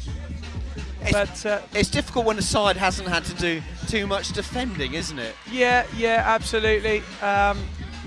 But you know, I do think still that they've shown enough quality. They've got players Linka and Jarkowski and Hat, Eisner. They can just move the ball around so quickly with lots of skill, and they know how to play. There's a mentality and an organisation about Poland, which is really nice. Great scenes here in the Soccer World Cup. Dan's off to interview some of the key players involved in this encounter. Both sets of players salute the fans opposite. Poland on the halfway line, Pakistan there as well, getting some selfies with their fans. Really, really good to see the togetherness with the fans and the enjoyment that this has given so many. We're just looking through some of the key moments of the game. Most of them have come, of course, for Poland. But what we can see is some of the fine play from Pakistan, great defending, and the attacking moments that they did enjoy. So that concludes the morning's action. We will be back later on. Remember, football not played in the heat of the day here in Muscat, Oman. We've had Argentina losing 6-0 against Hungary. We've had England 3-0 losers against Kazakhstan, and Pakistan won Poland 3. Later on we have Mexico against Albania, and then Romania against Uruguay. Later on today, Iraq, Cyprus, Haiti, France, Italy, USA, Belgium, Kuwait, Iran, Egypt, Peru, Australia, and Ireland. Colombia will bring the knockout stages to a conclusion, the group stages rather, to a conclusion, and tomorrow morning at 9 AM we will start the knockout stages of the Soccer World Cup 2024. So that concludes the morning's play here in Oman, and the score in the game we've just witnessed was Pakistan 1, Poland 3.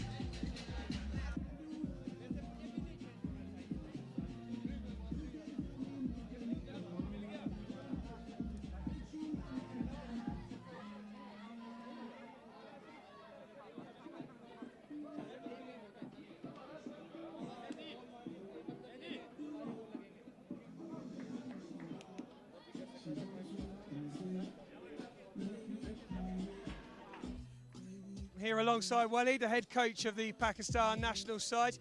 Waleed, me and Scoop in the commentary box, we've just been saying how impressed we are with Pakistan. You've lost this game against a very strong Polish side, but you can be very proud of what your players have done in this World Cup, can't you? Yeah, definitely. I mean, the way we started this whole tournament, first game in Turkey, a bit scrappy. I felt the boys were just lacking that confidence on the field, and starting from the second game, we brought back the confidence. We played brave, we were confident, we were good in defensive shape.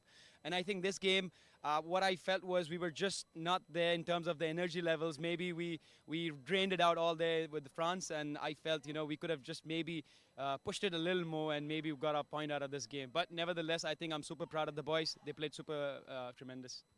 Martin tells me he thinks Pakistan's one of the best defensive sides at the World Cup. I tell Martin I think Pakistan are one of the best attacking sides at the World Cup. What do you think your strongest area is on your side? The soccer thing is very new to Pakistan. But if you look at the culture of how we play, we are people with lots of passion, lots of drive. And I think we try to play a lot in transitions where we win the ball, we try to attack, and we defend with passion. And I think that is just translated onto the pitch here in Soccer World Cup. That passion and skill and endeavour was there for all to see, and you've impressed us all. And congratulations for fielding such an exciting and energetic side. Thank you so much. It was good to be here. Thank you very much. Cheers, man. Poland win by 3-1.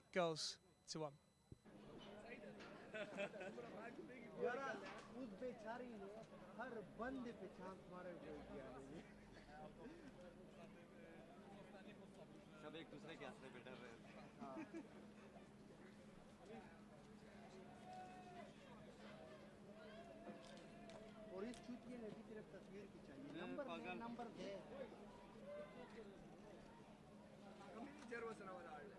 आखिर आपको तो number दो तो गोल निकल ले तुम आगे जोड़े लो यार सर खुद ना पहिना या तो बल चल कागज दे अंग्रेज दे अंग्रेज सर में मालूमात की कागज दम पता हो लेगा पाकिस्तानी सर देगा अगर सर भी नहीं समझता यार ये लो आप एक कर लो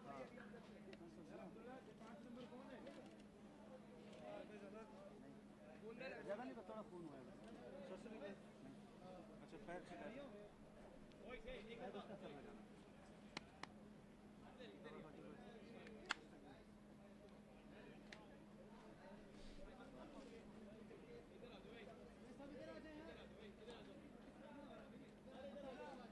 तो करने दो इधर आ जाओ रुको शाहजेब भाई चप्पल तो पहने हम लोग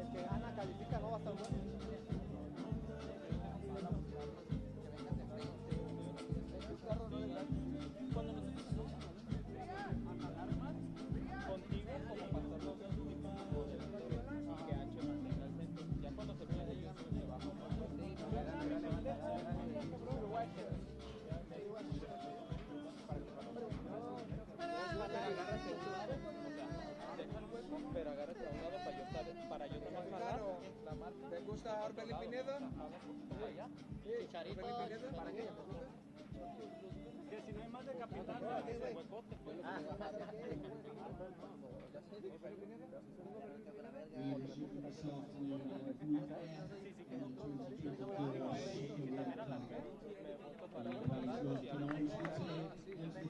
two teams, Mexico and Albania.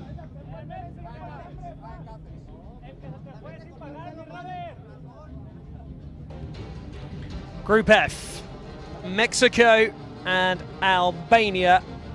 Mexico top the group with a perfect record of 3 wins from 3 on 9 points. Albania second in the group as things stand on 6 points. They have not yet qualified. Peru will face Australia at 10 o'clock tonight, and they might still need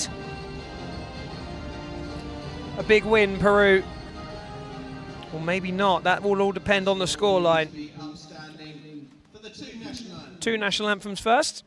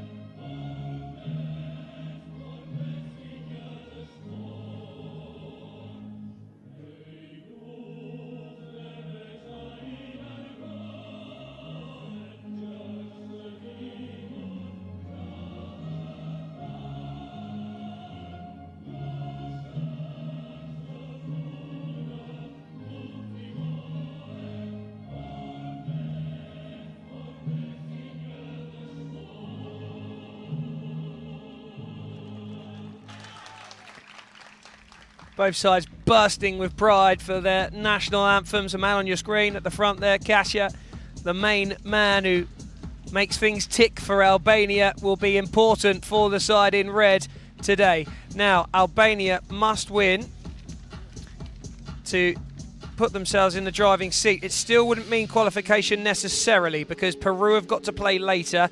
They are also on 6 points. So if Peru beat Australia, they've got a chance. However, at the moment, Peru are 3 goals down to Albania in terms of goal difference. Albania's goal difference is currently at 0, Peru -3. So Albania, in theory, could still top the group, but it would take an absolutely enormous win over the Mexicans to make that so. There's your Albanian side, and some names in there that you'll be familiar with if you are a soccer fan. Gapi and Lecce, Tepsi, Kasia, all big names in Albanian red. They will set up to be dynamic and stay in position, hold and wait for the moment. They're a side that are very difficult to break down and have only conceded 1 goal tops in all of their games. In contrast though, they've only managed 2 as a maximum, so a side that likes to edge teams out, play tight and try and edge out their opponents, and that is because they don't have massive skill. What they have is massive organisation, grit, desire and determination, and if they can get the ball to Kasia, find some space, he'll look for the 1-2s. They're very good at set pieces as well. They know how to play soccer. That there on his knees is Brian Hernandez, who has had to undergo a bit of strapping due to a knee medial ligament injury. But still, he is in the Mexican side for this afternoon's game. The Mexicans are in contrast to Albania. They look to attack, they're fluid and have plenty of skill and flair. Sergio Gonzalez, Jose Pulido and Miguel Navarro del Rio are the main men in front of goal for the Mexicans. They smashed past Peru 6-0. They beat Australia 3-0 and edged past Latvia on the opening night by 2-1. And it will be the men in green of Mexico to get us underway. And Martin Hopkins is next to me to talk you through how he thinks it's going to go this afternoon. Well, it's basically Albania against Peru in this group. As you were suggesting, there are a multiplicity of eventualities, but basically Albania need to win to be sure. But even then it might not be enough, but who knows. That's it. I think you'll see the Albanian side, if they are to win this game, up in the stands watching it. In fact, if they lose it, they still might qualify, but they'd have to rely on Australia to get a result, and it would have to be all 3 points for Australia to ensure if Albania don't make a dent in Mexico. Which is possible because Australia are decent. They're a good outfit. They've given a good account of themselves. They've been arguably unlucky.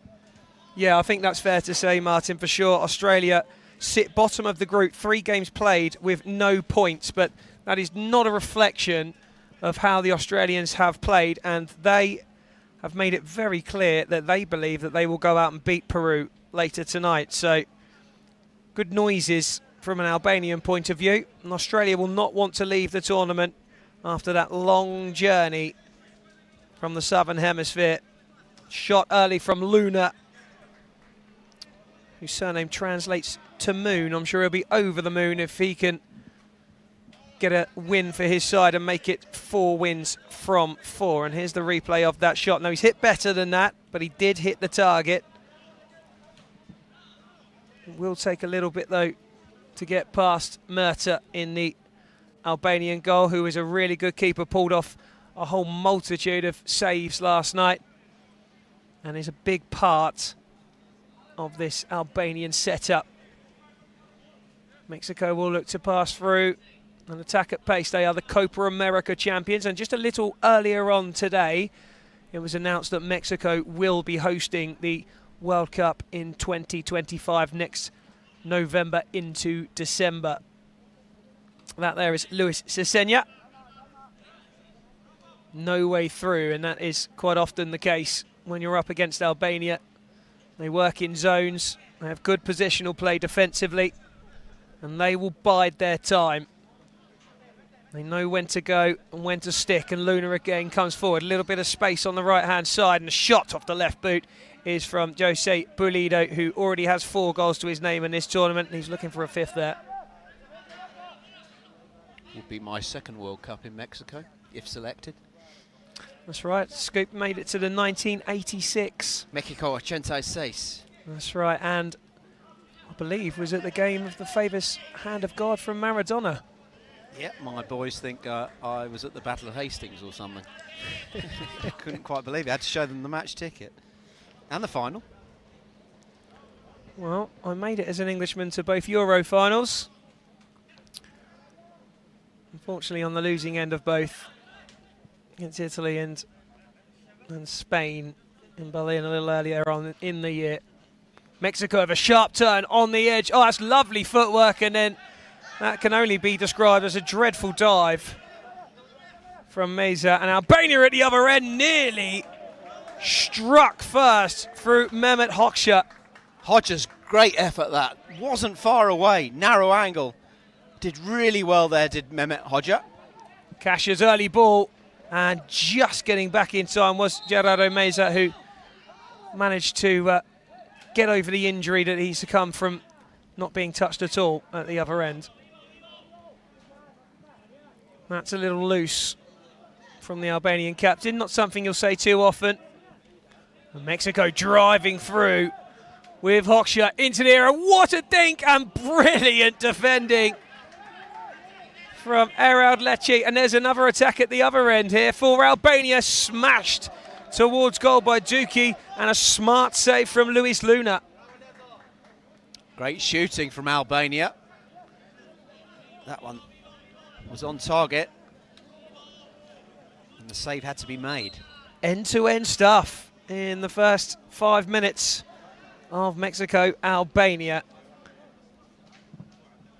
Defended ably by Brian Hernandez, who is moving a little gingerly with that knee strapped up. He's pulled his socks over the top. I wonder if that's just to cover it from the Albanian view. And he's carrying a niggle. We were talking about all the eventualities. You'd expect Mexico to win here. But Albania, and it depends on the results elsewhere, as we were discussing, could still go through even if they lose. Yeah, well, the shock for Albania was that defeat against Peru. That one was somewhat a game where you'd say, well, this should be Albania's. But shoulds in the World Cup, particularly in soccer, not always a guarantee. Luis Esenya might end up on the head-to-head record, who knows? It could go to that. It will go through a whole multitude of rules. If it all finishes level, there's goals scored, then goals conceded. It then can go down to fine margins like yellow cards. And beyond that, does it go to drawing lots in the end? They used to do that. Well, in the end, I think it might even go down to the toss of a coin. Sesenya thought about clipping to the back post and then decided to go inside. Shot from range is wide of the post. That effort coming by way of Brandon Fierros Ochoa. And both sides making changes. Albania have swapped out the entire side. On comes Gapi, on comes Tepsi. Big names that hold weight for Albania.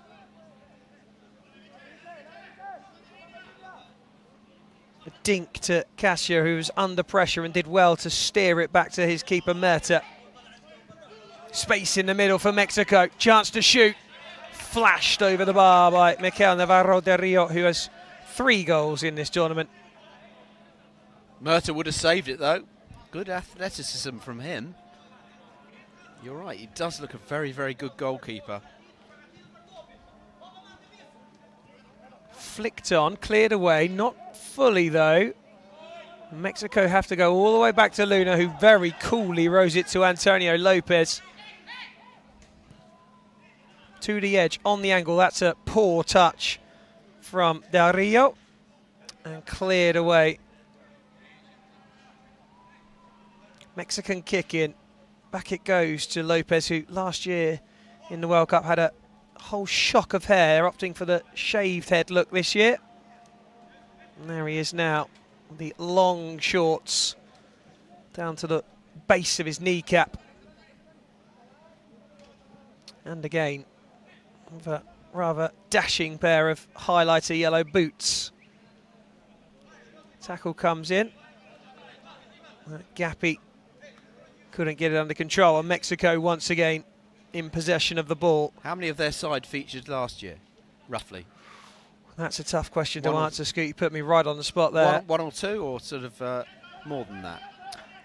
I think there's a handful in there. Yeah, maybe a 50-50 split. Well, that's quite a lot in terms of. Well, that's lovely football from Mexico, and very nearly resulted in the opening goal. Mexicans desperately scrambling towards that back post, which is so often the place where goals are found in soccer. Maris Morales making the run. That would have been a sumptuous goal. And you can see that a lot of these players have played together before. The understanding between them demonstrated in that move. Hernandez, who's small in size but huge in stature. He's a big lad. Possesses a lot of strength. That's Gonzalez. Quietly goes about his business, but pops up with important goals. And there he is again. Strikes. And over the top, and that kind of effort there, although not on target, had some power behind it and might demonstrate exactly why he is the joint top scorer for Mexico.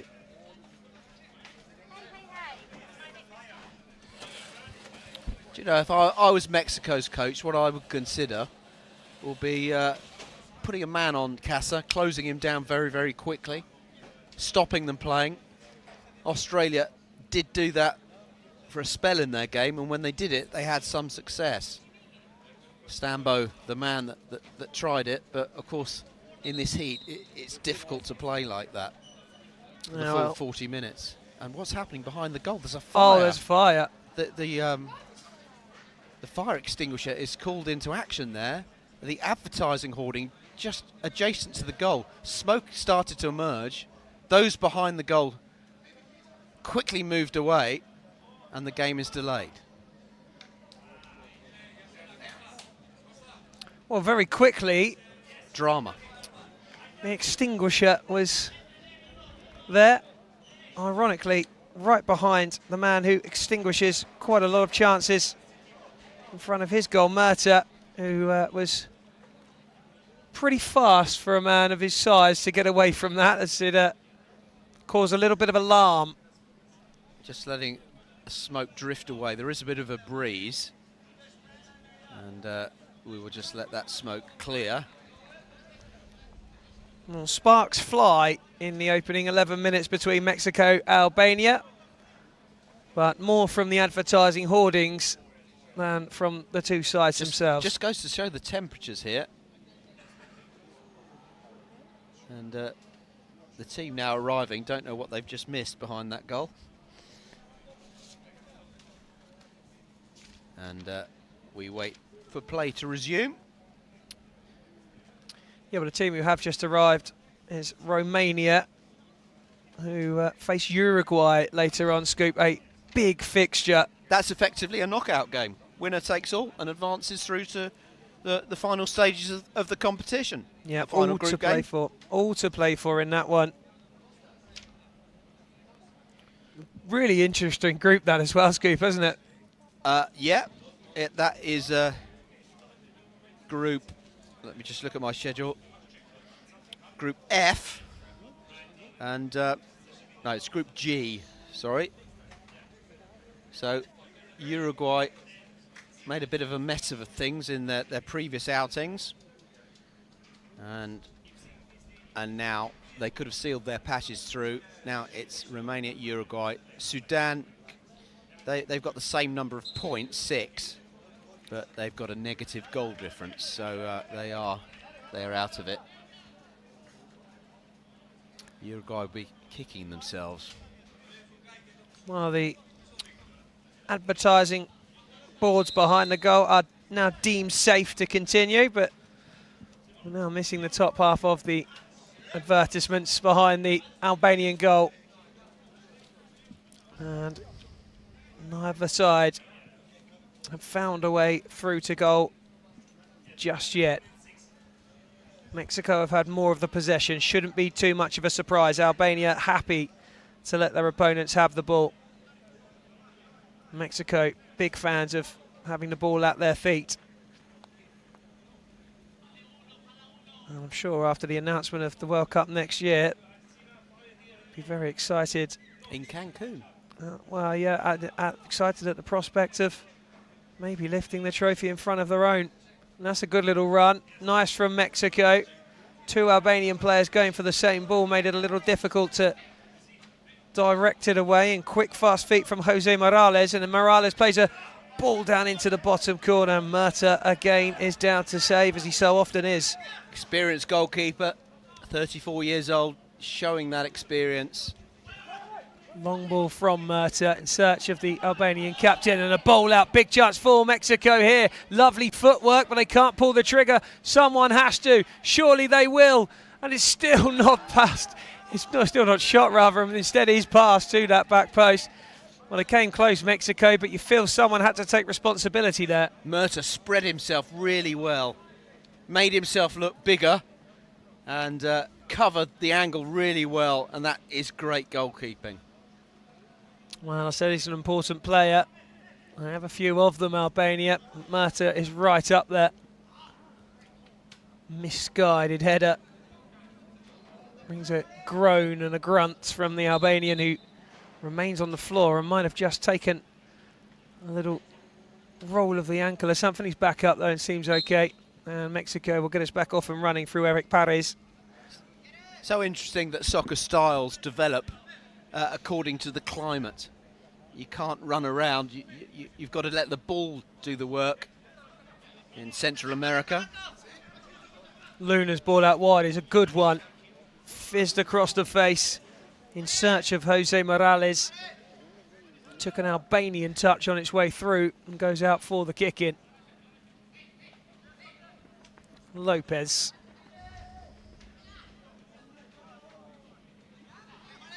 Paris. Defended again by Albania. Well, that's an interesting touch to get him away. It's done really well. The keeper, Luna's going to get on it and pounce upon the loose ball, but for a second it looked as though Albania might have their lead. head down like a bull, Hodja, the number 7, burst into the box. Good strength, good endeavour. 2 Hoshas in Albanian red, Mehmet and Giovanni. Giovanni, the guy who's scored twice out of the 2. And a handball accidentally will mean that it's a free kick for Albania. Rafael Hernandez Villalba trying to bring it under control, just misjudged the flight. Kasha, who does this a lot, drags it back, little futsal style, drag back, takes his time, doesn't get rushed, keeps composure. Pass isn't as composed as he was though. And there's a little tug in the middle. And Mexico have a free kick taken in the wrong place initially. And on comes the number 8, Tapia. Back off is Antonio Lopez. Villalba.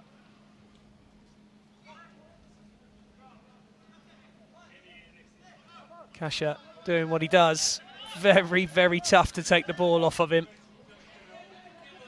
Excellent control and low centre of gravity, the Albanian captain. Always got his head up. And always makes those little runs as well. This is what he's about. Kasha! Off the post. And that is exactly what he does. 18 minutes played. What an opportunity. The best opportunity of the game so far. Katsa started the move himself, deep in his own half, advanced forward into the penalty area, and conceivably should have done a little bit better given how gilt-edged the chance was.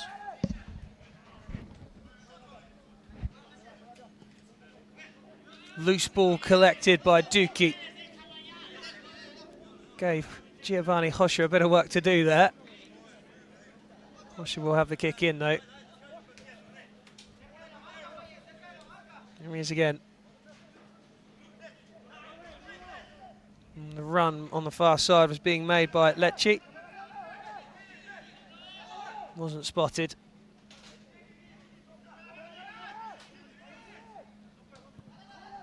Calm as you like from the Albanians and the man in the armband.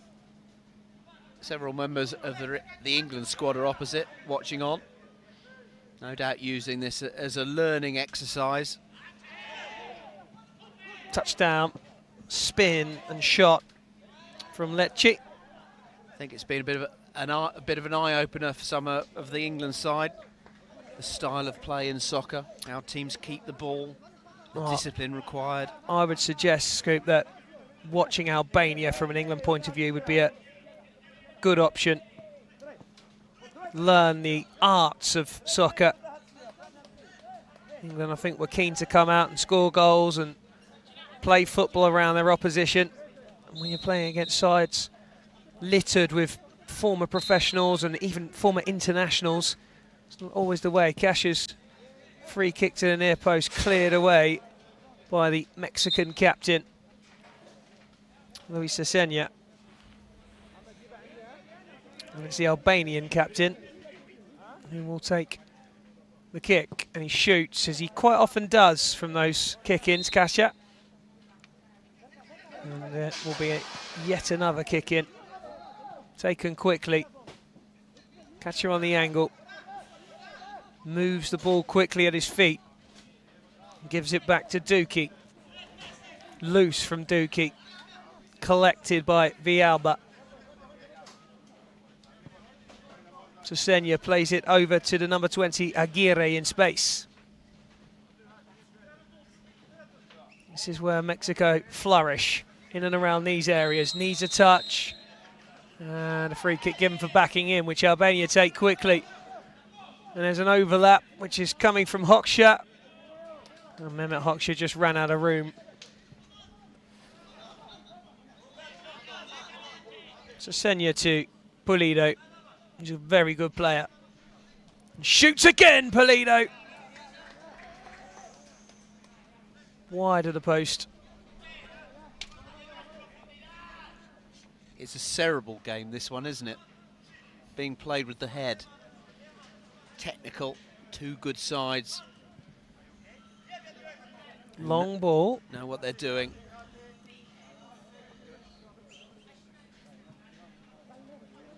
Nicely worked out of the penalty area from Mexico, who themselves are identified as an attacking side, but you never see them exposed at the back. Shape is always pretty solid. Now there is a chance, 3-on-3 momentarily, with Kasia, who's trying desperately to keep it going forward and avoid the Mexicans getting back, but he hasn't been able to, and all green shirts are back behind the ball now. I feel one of the defenders could have offered a bit of support there to Kasia. Mata to Giovanni Hoxha. Kasia again.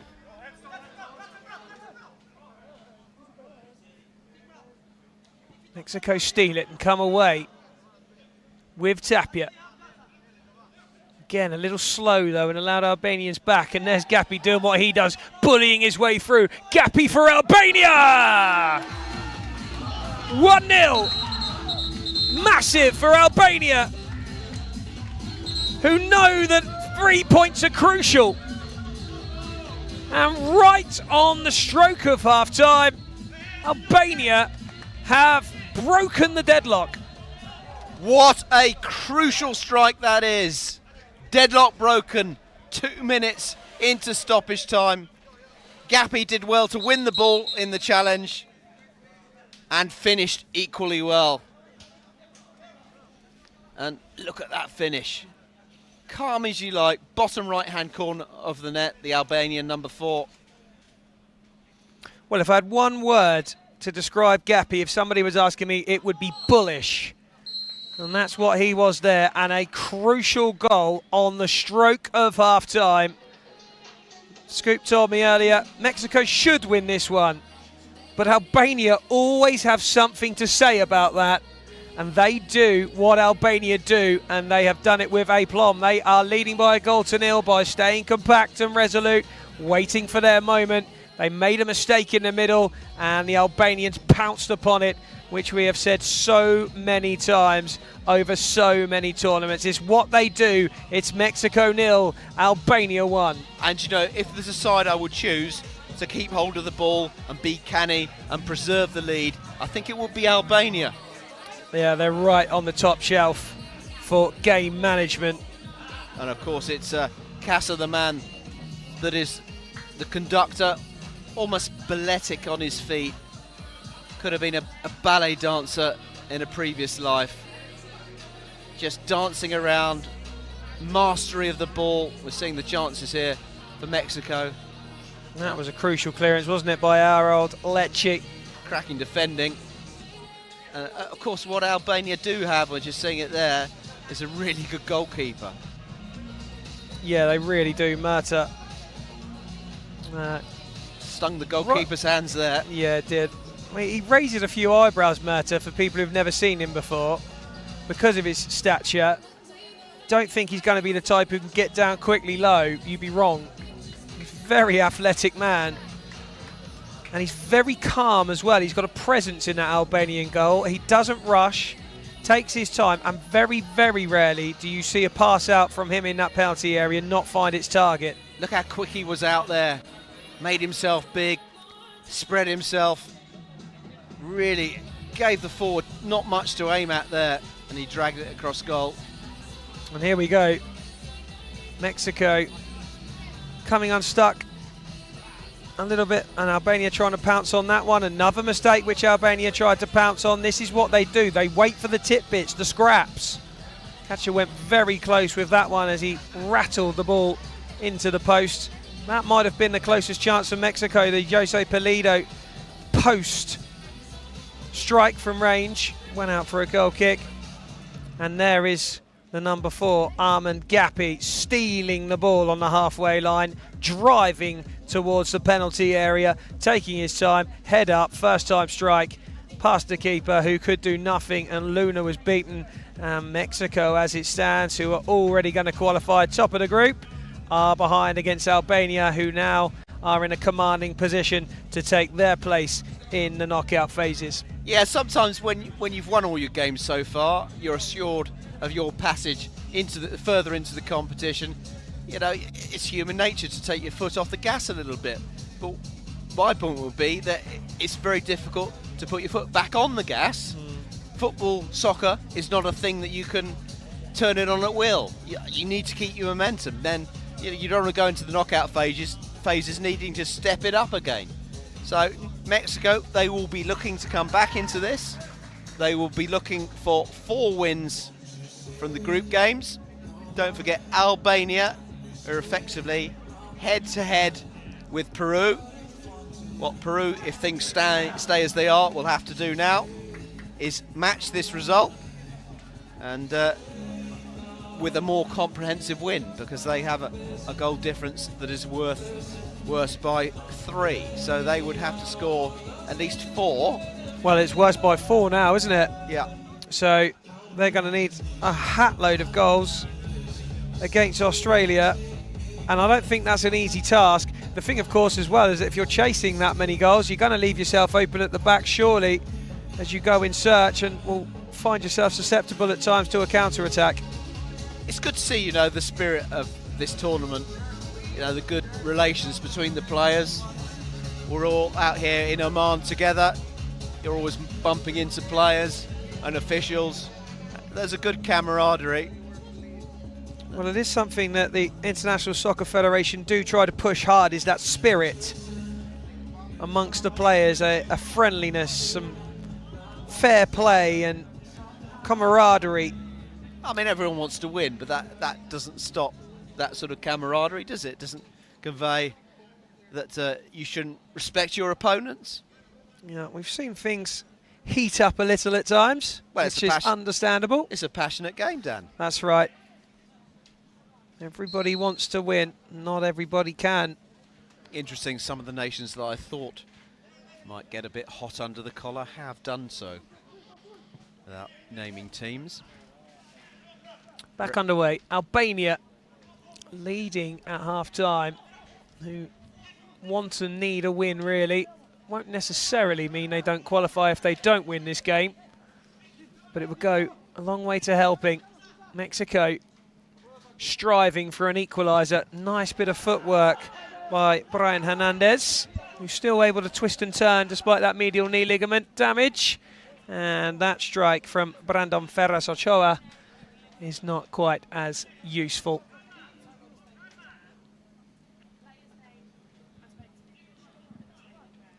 Murta then to get us back off and running. That's a nice nod down for Mehmet Hoxha.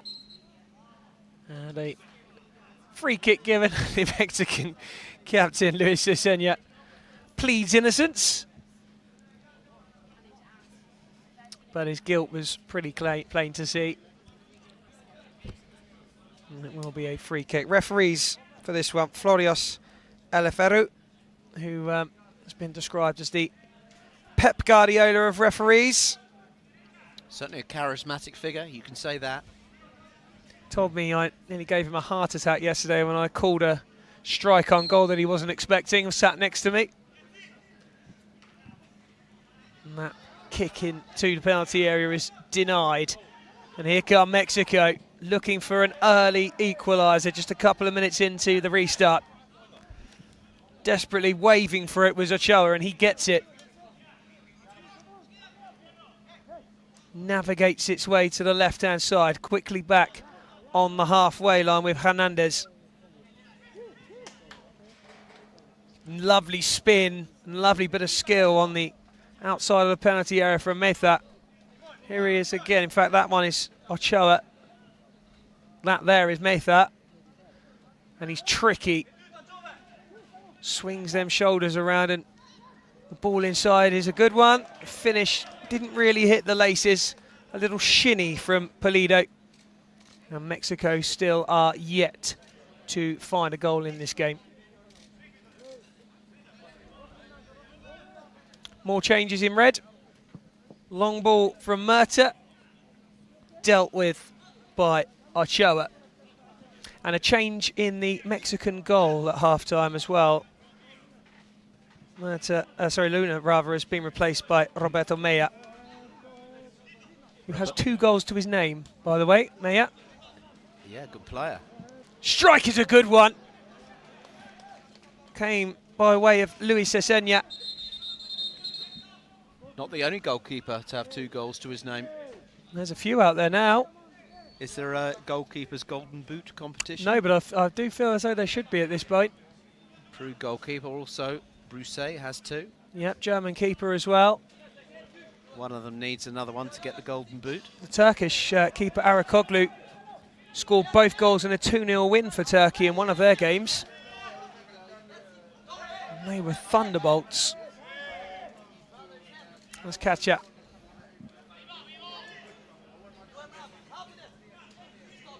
Murta, who will stay completely cool.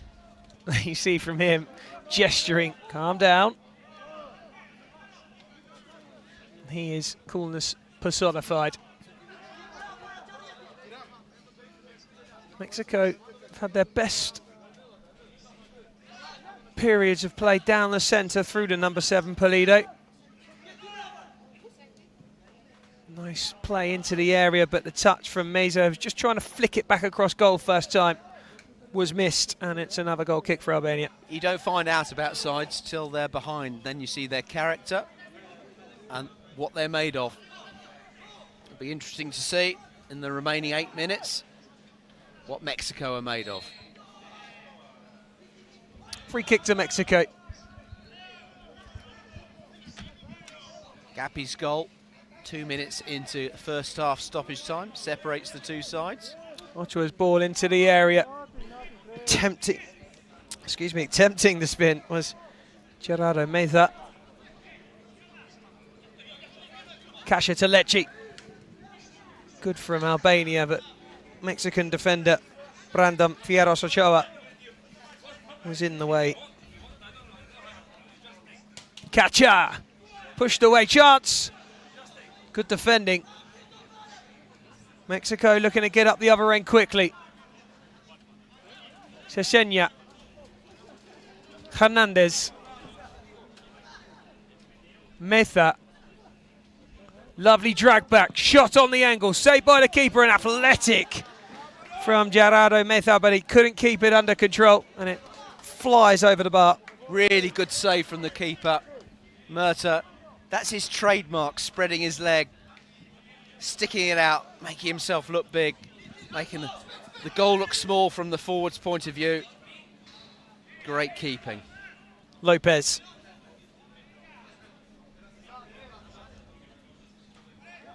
Wide for Morales. Morales hits it. Murta won't be too worried about that one. Kasia, the captain, goes long. Albania trying to edge it into the area, but Mexico did enough to keep them at bay. Heavy touch in the centre by Mikel Navarro de Rio.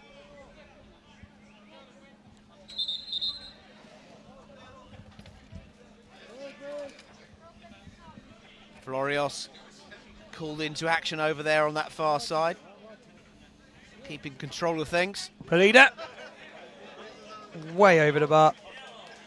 Polido, who has been an important player and popped up with 4 goals. Been a little offish in his strikes this afternoon so far. Another chance for Mexico, good fluid movement. Nice skill to get away from the Albanian defence, but the men in green are forced back, as Albania often do. Patience is key for Mexico at the moment. Lopez. Pares. Cross from Polido. Ball squirms loose. And it's put out of play by Guido Tepsi. Good ball into the centre, on the edge for Polido. 4 red shirts around him. And forward will come Kasia. Moksha fouled. And it's Eric Pares who committed it.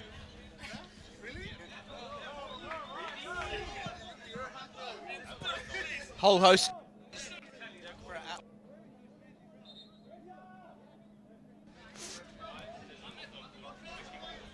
Some inquisition on the Mexican bench. Looking concerned. Well, that's a sin bin for Mexico, who will be a man light for 2 minutes. Can Albania punish Mexico for that? That's what they're good at. You'd think if they could get a second, that would put them in a really, really good position. You'd think they'd be able to hold on to that sort of lead. Yeah, you do fancy Albania to do that. Interestingly enough, very rarely would you say that 1 goal is enough to see a side through in these games, but Albania have got a habit of winning games by the single goal. They get 2, and that's going to be a very big task for Mexico to pull it back. To the edge, strike comes in, and Albania double their lead. And it's Guido Tepsi, I think, who's struck it. Tepsi the man, yes. What a good finish that is. 29 minutes played. Albania taking full advantage of Mexico being a man down. Can they now hold out for the remaining 11 minutes? Well, we just said a moment ago that a 2-goal lead against Albania is a mammoth task to come back from. And that may well be the case. Eric Pares for it, for Mexico. Look how much he enjoyed it as well. Great scenes. Just seeing a replay. Keeper will feel he had to do better there, Scoop. Surely he was behind it, almost dived over it in the end. Little wrong-footed, perhaps. Mexico have work to do. The Group F table toppers, who are already through as group winners, unless Albania can go on and score a whole host more of goals. They're going to need another 9. Don't think that's going to happen. Well, admittedly, we didn't think of that. I think Mexico are pretty safe on that front. Anyone want to lose, though? Lopez, who strikes it out for a kick-in rather than a goal kick, which will give you some indication as to how far off target that one was. Albania have got a really, really good goalkeeper, and they've got a captain who is able to keep the ball and dictate things, and you think that those two key ingredients, you'd really fancy Albania to see this through. Yeah, an able side, Albania, with a lot of experience. The Mexican keeper might fancy a crack. Instead, he goes to Lopez. He too likes to strike if he can have one. Again, it's to the keeper. Lopez, nice ball in. And that's brilliant once again from Murta to quash the chance of Mexico on the edge of the area. Absolutely brilliant there from Murta with his feet. Such good goalkeeping, so quick on his feet, over just a couple of yards. He's lightning quick. Villalba. Paris. Again up to the edge of that area. And once again, Mexico faced with a wall of red. Space at a premium. And a shot again has hit the post, I think. Again, it wouldn't have beaten the keeper. Murta there with his trademark trailing leg sticking out, making himself so wide. He's really good at that. Oh, he's a top keeper. Absolutely no question about that. There's a replay. Mexico again with the ball at their feet. Very few sides better than Albania out of possession. Comes the Mexican keeper again. He's got to have a crack soon, surely. He's got the ability, winds it up and then plays it out to the left-hand side for Tapia. Another save from the man in blue. We're seeing a man that is in inspired form. Does it every tournament. Magnificent player. Shot from the keeper again. Kasia has it, gets his head up, takes the strike, could be free, and off the crossbar. Unbelievable. What drama. Such a good effort. What a let-off for Mexico. The Albanians are off the bench. They thought that was it. Mexico live to fight another day for now. Still a 2-goal deficit, though.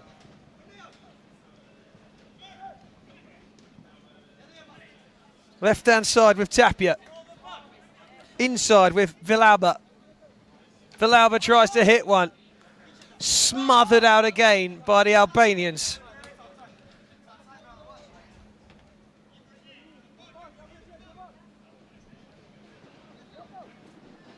Patient play from Mexico, but patient defending as ever from Albania, who just don't chase that ball down. They just stay compact. So frustrating. And Kacha again will have a chance. Keeper's in a race to get back. He's not going to get there. And it's Captain Kacha, who is so often the hero for Albania, who delivers again for his nation. And Albania are heading towards a convincing victory against table toppers Mexico. And qualification becoming more and more likely for the side in red. Casa the man, he had an effort from long range a few moments ago. There's another one. More luck this time. The Mexicans caught pressing. They had to if they wanted to get anything out of this game. And it's Captain Fantastic, who has inspired his team. Tapia. And now Villalba. Wriggling in the area was the ball, but it's cleared away again. Over comes Roberto Mella to claim, who is on the pitch in this second half because of his attacking prowess. But that attacking prowess, if you lose the ball, very quickly turns into an open goal. And it looks as though we might see a card here. Yes, because Hodger came onto the pitch when he shouldn't have done, I think. That's right. When you are substituted, you have to come off at the halfway line, and the substitution is completed when you take the bib of the substitute. If you don't do that and you try and chuck the bib to somebody, then you run the risk, and that's what happened. Near side referee had no hesitation. Well, them's the rules. And Albania didn't need to do that. That is a bit of indiscipline. Well, that's not a word that's generally associated with this Albanian side. There he is, Lapse. look, one of the heroes of the day. The Albanian goalkeeper. Velalba. I think he struck a chord with you, Scoop, hasn't he? Yeah, definitely. Really impressed. Chance then for Mexico. Can they make the extra man count? Strike is a decent one from Luis Cesena, but off target. And Murta again holds on to his clean sheet. I think the part of it is that some might be fooled by his physical appearance. But he really is, in terms of shot stopping. Well, chance here for Mexico to make it 2-1, and who else? There we go. Murta perfectly illustrating the point. Right on cue. A seamless link. Chance again with the main man for Mexico. Jose Pulido slams his 5th goal of the 2024 Soccer World Cup into the top right corner, and even Murta, with all of his ability, was unable to stop that one, and it's Mexico 1, Albania 3. We're being really picky. It was when the Albanians were reduced in numbers that they were finally breached. Well, Mexico could quickly get a second here, and this would make things interesting. Keeper drags him wide, and the header that was heading wide is cleared away by Guido Tepsi. Keeper again did so well there, Scoop. Again, not much to aim at. We'll come back again, though. Pulido over the bar, not far over the bar, mind you, and he smashed that one as well.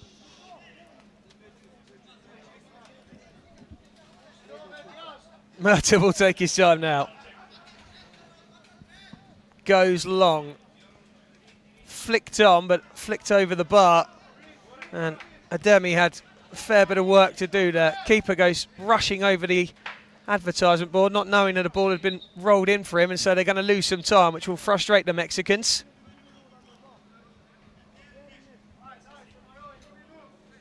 Roberto Mea lays it off for his skipper, Cesena.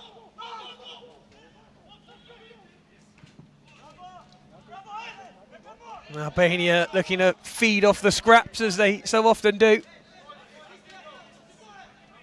Glimmer of hope for Mexico, but time very much running out for the South Americans. Just over 90 seconds left for play.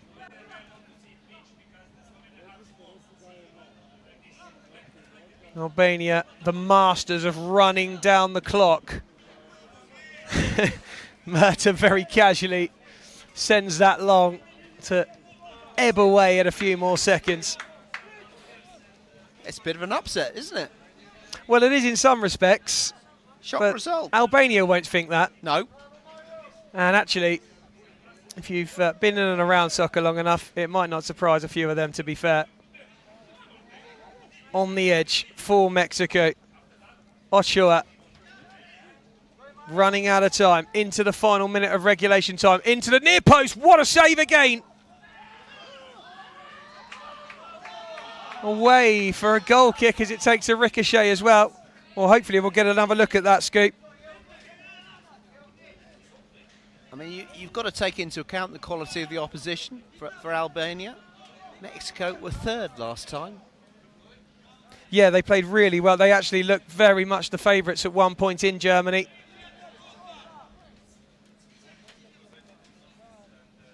They always come close. Copa American champions. Hosts of the 2025 World Cup, now confirmed. Pulido plays it to the right-hand side. And again, Kasia and co making it tough for the Mexicans to penetrate that penalty area. Pulido might look to hit one again. He does. Goes through an Albanian, and the keeper still manages to save. The ball is loose, but once more Mexico smothered. Pulido rolls a nice ball over to Cesena, and Kasia stands up and says, "Not today." Such a great defensive performance. So many facets to the game of soccer, and being able to defend as a unit is one of them. Kasha, who took a blow in the belly, will come off. A little groan as he runs over the halfway line, but I'm sure he won't mind that. His side ahead. Another little wriggle on the edge, but Albania just don't seem to fall for it. So tricky. There's another one too, and once again smothered out. And the whistle has been blown for a free kick to Albania, which will surely signify the end. And indeed it does. Albania knew that they had to get 3 points really to stand a strong chance. It might not matter later on, who knows, as Peru face Australia. But a good win for Albania, who now in a commanding position. They are on 9 points in second place with a +2 goal difference. Peru now must win by 6 to finish second against Australia later on. And that's hard to see, but you never know. As we've seen in this game, all it takes is a red card, a sin bin. Actually, I fancy Australia to salvage some pride in that, so we will see. But Albania have done what they had to do, and they have done it with aplomb, with style. And we're just seeing some of the action now, and I have no doubt that what the video editor will show us is an absolutely 5-star showing from the Albanian goalkeeper. Well, the Albanians and the Mexicans very quickly exiting the stadium, and so you might just be treated to seeing mine and Scoop's face on your tellies in a minute as we head out to the pitch for a little post-match review. Mexico, top of the group, 3-0 down against Albania. Were able to pull one back, but it wasn't enough. And Albania in a commanding position for qualification now. Mexico 1, Albania 3.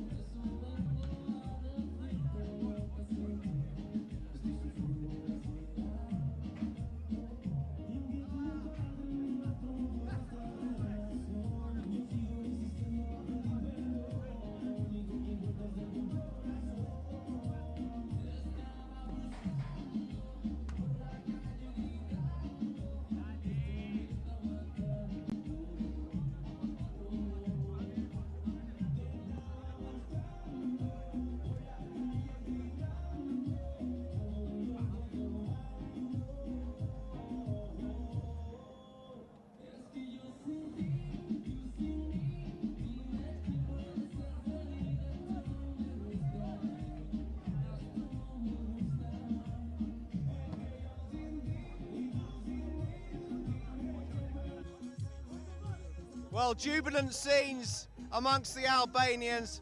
Fantastic victory for them. And I'm joined by one of the heroes of the hour, the Albanian #1, the goalkeeper. What a performance that is. Thank you very much. It was a very hard work for all members of our team. It was a very tough game, as you can see.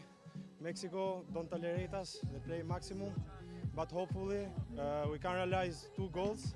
And it gives us more hope for the victory today. And you can see what it means to your side.